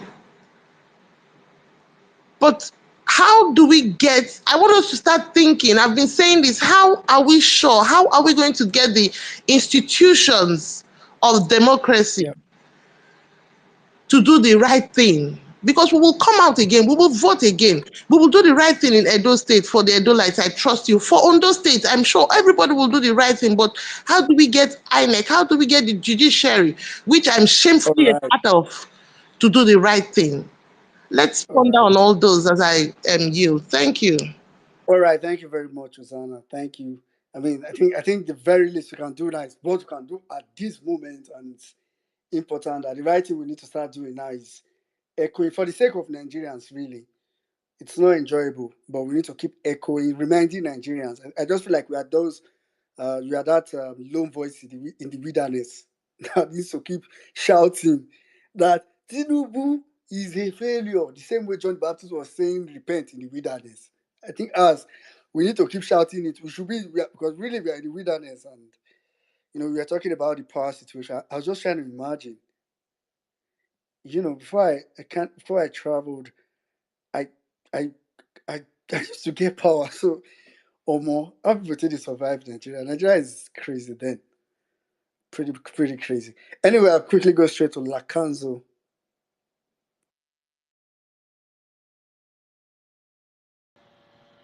Well, thank you for um, granting me the opportunity. Saddam, I appreciate you. N6, Jimmy, I don't know if you're here, Omega, Bolanley, and Honorable Adora, the rest of the gang. I really truly thank you guys for um, holding the fort and being consistent on on this uh, this course. I truly appreciate that. But I'm going to the question on the jumbo train. I think the topic of the day says um, scorecard economy, security, governance, Edo election. Now, from the standpoint, or rather, would I say from an empirical standpoint, I would say, in all fairness, um, one can't help but score Tinubu pretty well, right? Generously. To be frank, how do you score someone that didn't give you nothing? Someone that didn't say nothing? Someone that had no plan, no agenda, no script? Like the previous speaker said, someone that literally danced their way to stealing the votes and owning the right or the pass to be called president. There's absolutely no parameters, if you want to be fair, to assess for success or failure for this guy. And so, I mean, he, if anything, told us that he was going to, shrink our purchasing power. And so he did, right? So, but again, if we would use any medium of statistical analysis, because they say numbers don't lie. So if I would go by that, then every person of conscience and every person with common sense, a modicum of reality, would definitely even not bother entertaining the question because it's a no-brainer. I mean, this guy is an abysmal failure. It's like preaching to the choir if I should start listing the litany of failures associated with Tiffany Bull, like I fondly call him, right? So that is it for me. I honestly don't see why we would bother ourselves scoring this guy other than what people have said. Go to our timelines and make sure that whoever is visiting us is made aware of what we think the scorecard should be, and rightly so. Um, but it's also very imperative at this point in time for us, well-meaning Nigerians, to not only dig in but also to be strategic. I listened to Steve highlight the fact that apparently there are some news deserts in Nigeria, places like Ilorin or Kwara State, where apparently the only thing they get is TVC, which is a propaganda network. So I'm actually aligning with the gentleman who came up with the proposition that we should endeavor to have a centrist um, TikTok platform, right? We can, as Saddam, I truly appreciate all the work you've done. Bro, you're doing God's work on earth. I can't forgive you enough. I can't praise you enough. But I mean, if this is something you can shoulder under the banner of the Power of Facts, that would be an ideal thing to do, in my opinion. Um, but also, it's also very critical that we reaching out to people in the grassroots. Case in point, I have a cousin in law school, Abuja. Um, I, I'm one of those guys that believe it or not, every week I'm paying people for doing little or nothing for me because it's the welfare program, right? I'm Nigerian. But anyway, so what happens is typically send him money, but this time sent him money and in the middle of the night, call him, burning my phone, texting me, telling me that he can't get to his destination. He had to go back to Abuja to get on the flight because the bandits have blockaded the roadway. So these are some of the things we should be actually also peddling and highlighting to people so that they know the dangers and the evil of this regime or so-called government. Yeah. And if I should end it off, I would also say that one big thing that stood out for me in assessing the Chief Noble government would be the fact that he is the one person that actually showed us how we can have phantom kidnappings and fantastical rescues. And that I can explain because I find things to be very, very bizarre. Yeah. That people are being kidnapped in numbers and all of a sudden they're all rescued. But anyway, thank you, Werminin. I know my passion. I'm trying to copy from the gentleman from China we listened to last time. I try now to be more sober when I talk to you guys. But thank you. All right. Thank you very much, Lakanzo. Um, totally agree with you. As in, that's just another. There are so many perspectives to these things, man. That's just another perspective to it. The way they kidnap people or abduct people in bulk, then all of a sudden they release them in bulk, money change hands. I mean, it's very obvious. I mean, it's almost like it's kind of like an obvious indictment that you know the APC is probably just using, not probably, most likely just using Nigeria and Nigeria, the life of Nigerians to do deals with bandits, money.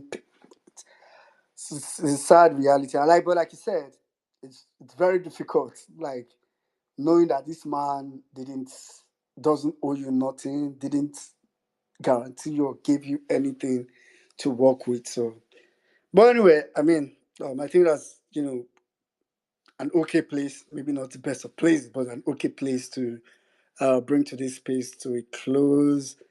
I mean, for a long time, this is probably we're always extend. Even today, I thought we will not extend past 11 p.m. Nigerian time, but we're almost heading towards 12 p.m., 12 a.m. rather. So thanks to everybody for coming. Apologies to, I mean, I think we were able to take as much people as we could today. Please, apologies to those that we couldn't take. And I just want to tell us, please always look out for one MMC spaces. Currently, one MMC is more focused on Edo elections. So please always look out for one MMC spaces and see how you can support in any way. I mean, whether financially, whether by IGS, whether by presenting yourself, especially if you're in Edo State or especially if you live in Edo State, you might present yourself to help do some kind of grassroots work. And also that, if you know people in Edo State that have not collected their PVC, I think PVC collection is supposed to start, I think, on 24th or there, about 27th. But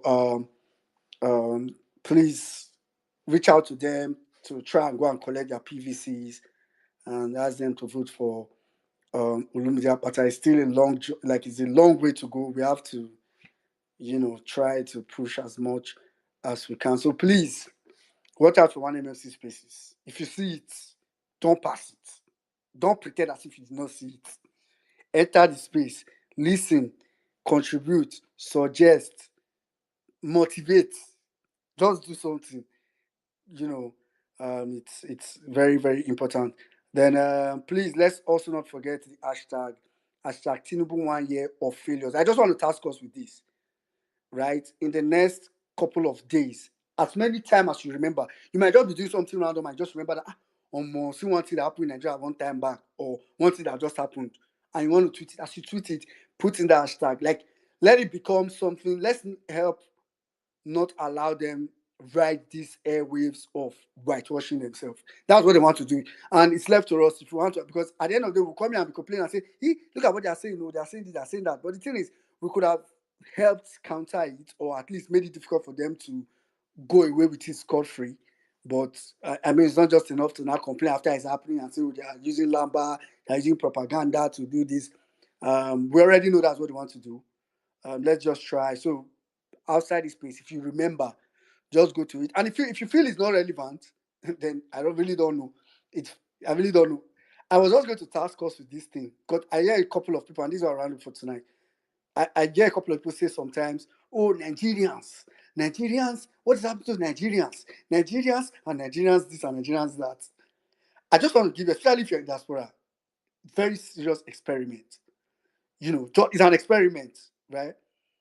Just I think TVC has a YouTube channel, a live YouTube channel. Dedicate 1, 2, or 3 days. Just watch while you are doing every other thing. Just be streaming TVC. Even you yourself, as obedient as you are, as enlightened as you are, at some point you will begin to be confused. You begin to think some of the things that you are saying or you are seeing or you have been hearing is not true. So you can imagine you that is enlightened. Not talking about the people that are now really, really living inside it. I'm telling you for just 1 or 2 or 3 days. Me, if I haven't watched Channels TV for 2 hours, I must see something that will get me angry. I must see somebody that is talking nonsense, that is just talking really. So it's why it's difficult for me sometimes to just blame Nigerians outrightly. Yes, there's a lot of that, but if you want to just have a feel of what it's like, stream TVC, even channels as channels is, or even Arise. I mean, Arise might get a little bit comfort from Rufai, but that Rufai is not always in the studio 247. But just do this experiment I said. Do it 1 day or 2 or 3 days. You come back and tell me that you had a feeling of being in Nigeria and know what they are hearing and seeing.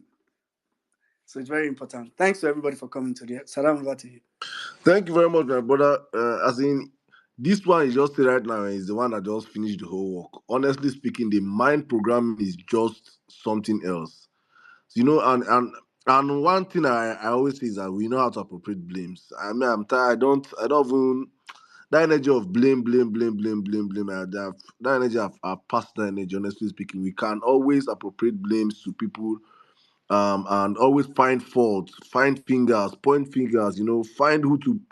That's almost like the Nigerian spirit these days. Nobody wants to do something. Finding who should do this, who should do that. Why should we? We have to.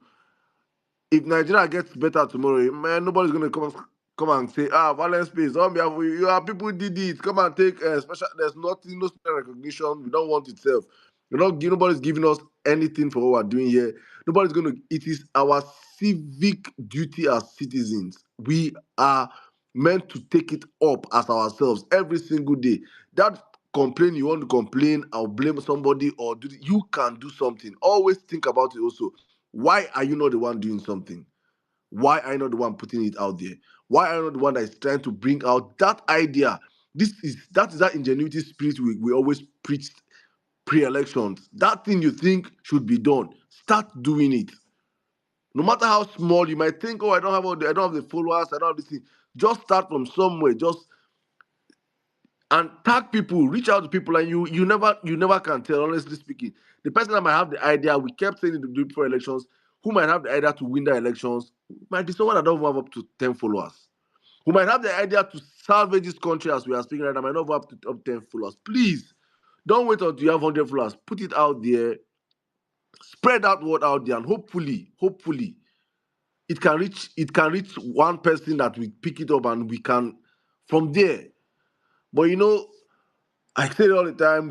Most times, especially our diaspora population, we are the ones that are always putting this. Especially we are the ones that are making obedient movement when they collect fire pass safe. Honestly, because when I say I go boost space safe, drag the diaspora safe. Now we they even put obedient problem. Now we get time. Now we get that data. Now we get money. Now we get flex. Now we get less wahala. Now we get time to do on Twitter. Now we go drag. Now we go please, please help Nigerians back home. They are in cage. They are in bondage. Tinubu is blowing juju over their head every single day. Honestly, it is you that we are absorbed. You can see the light.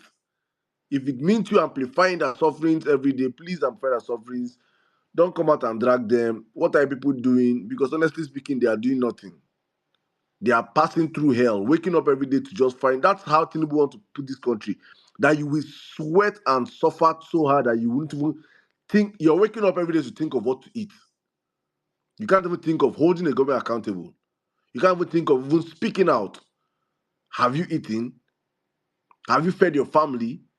If you've fed your family, are your neighbors feeding?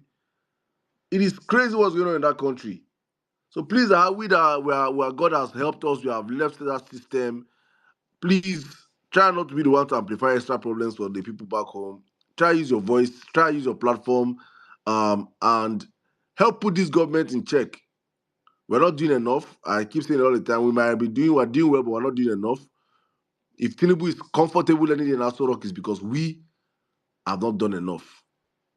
I hope this indicts every single one of us, and there's no one, me, myself, I raise my hand up every time I say us, because I inclusive. We are not doing enough. We can do better. We can do much more. Don't look up to any person to come and tell you what to do in this movement.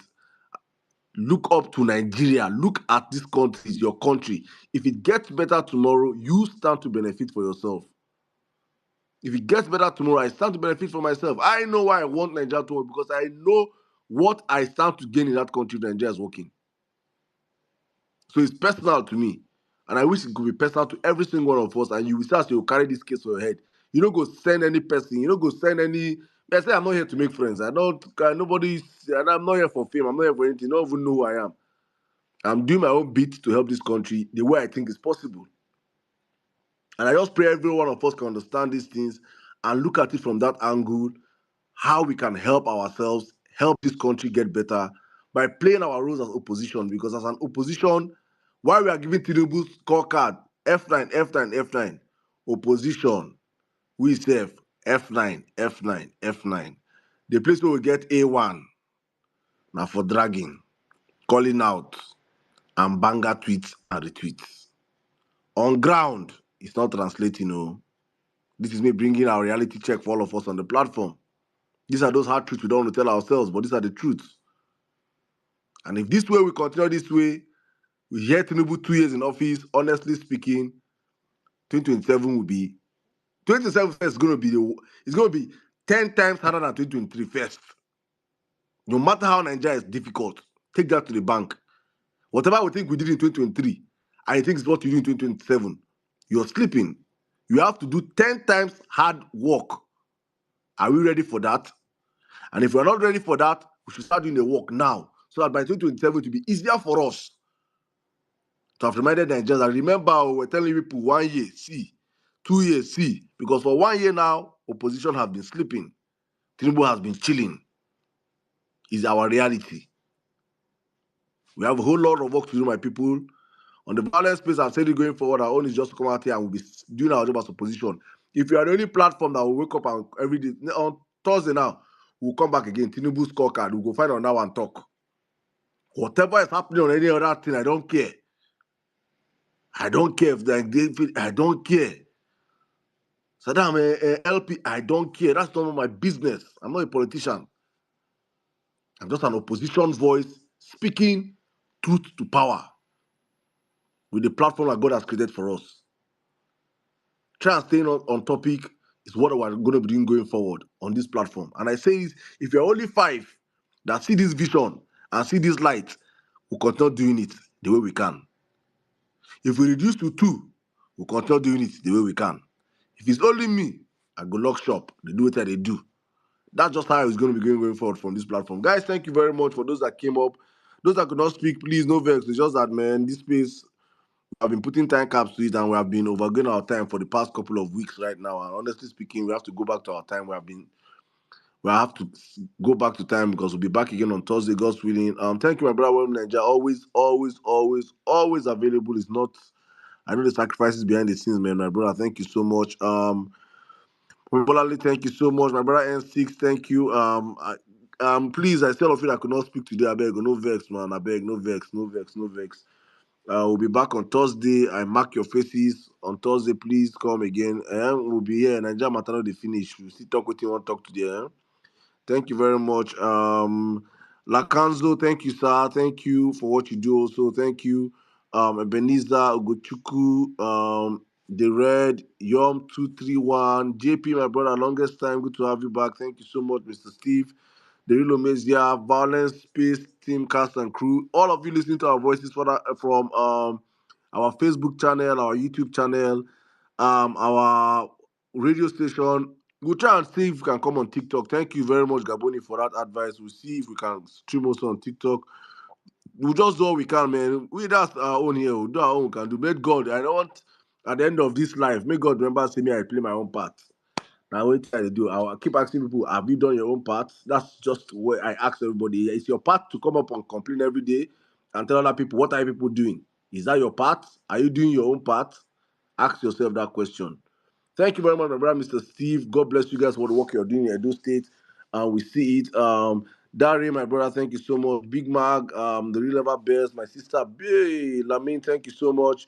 Hey, Franny, Gospel for Nigeria, Polonium, Dr. Bankole, Dr. Mary White, Justice, Oluwadami Larry, Kenyan, German, Lady, thank you so much. 1MMC Space, I see you. Thank you. The Jack, Madonna, my brother B Rookie, Odoaka Jisa, thank you so much. Dr. Lu, Omas Therapy, Adi Gwe, Incoming, Dream, Stay On, in the First Son, Fetch Estate, Anze, Tony, Prince, Real Jack, Amoda, Bombastic, SIM Card, Duchess, Emmanuel Ajali, Larry King, thank you, JR, Mugzi, um, Slim Tall, Balactic, Doctor, thank you so much, Nosray, Dan, Wake Up Nigeria, Wake Up Nigeria, Wake Up Obedience, Wake Up Opposition, Wake Up, Fatah Ibrahim, thank you, my brother, Chile Miriam,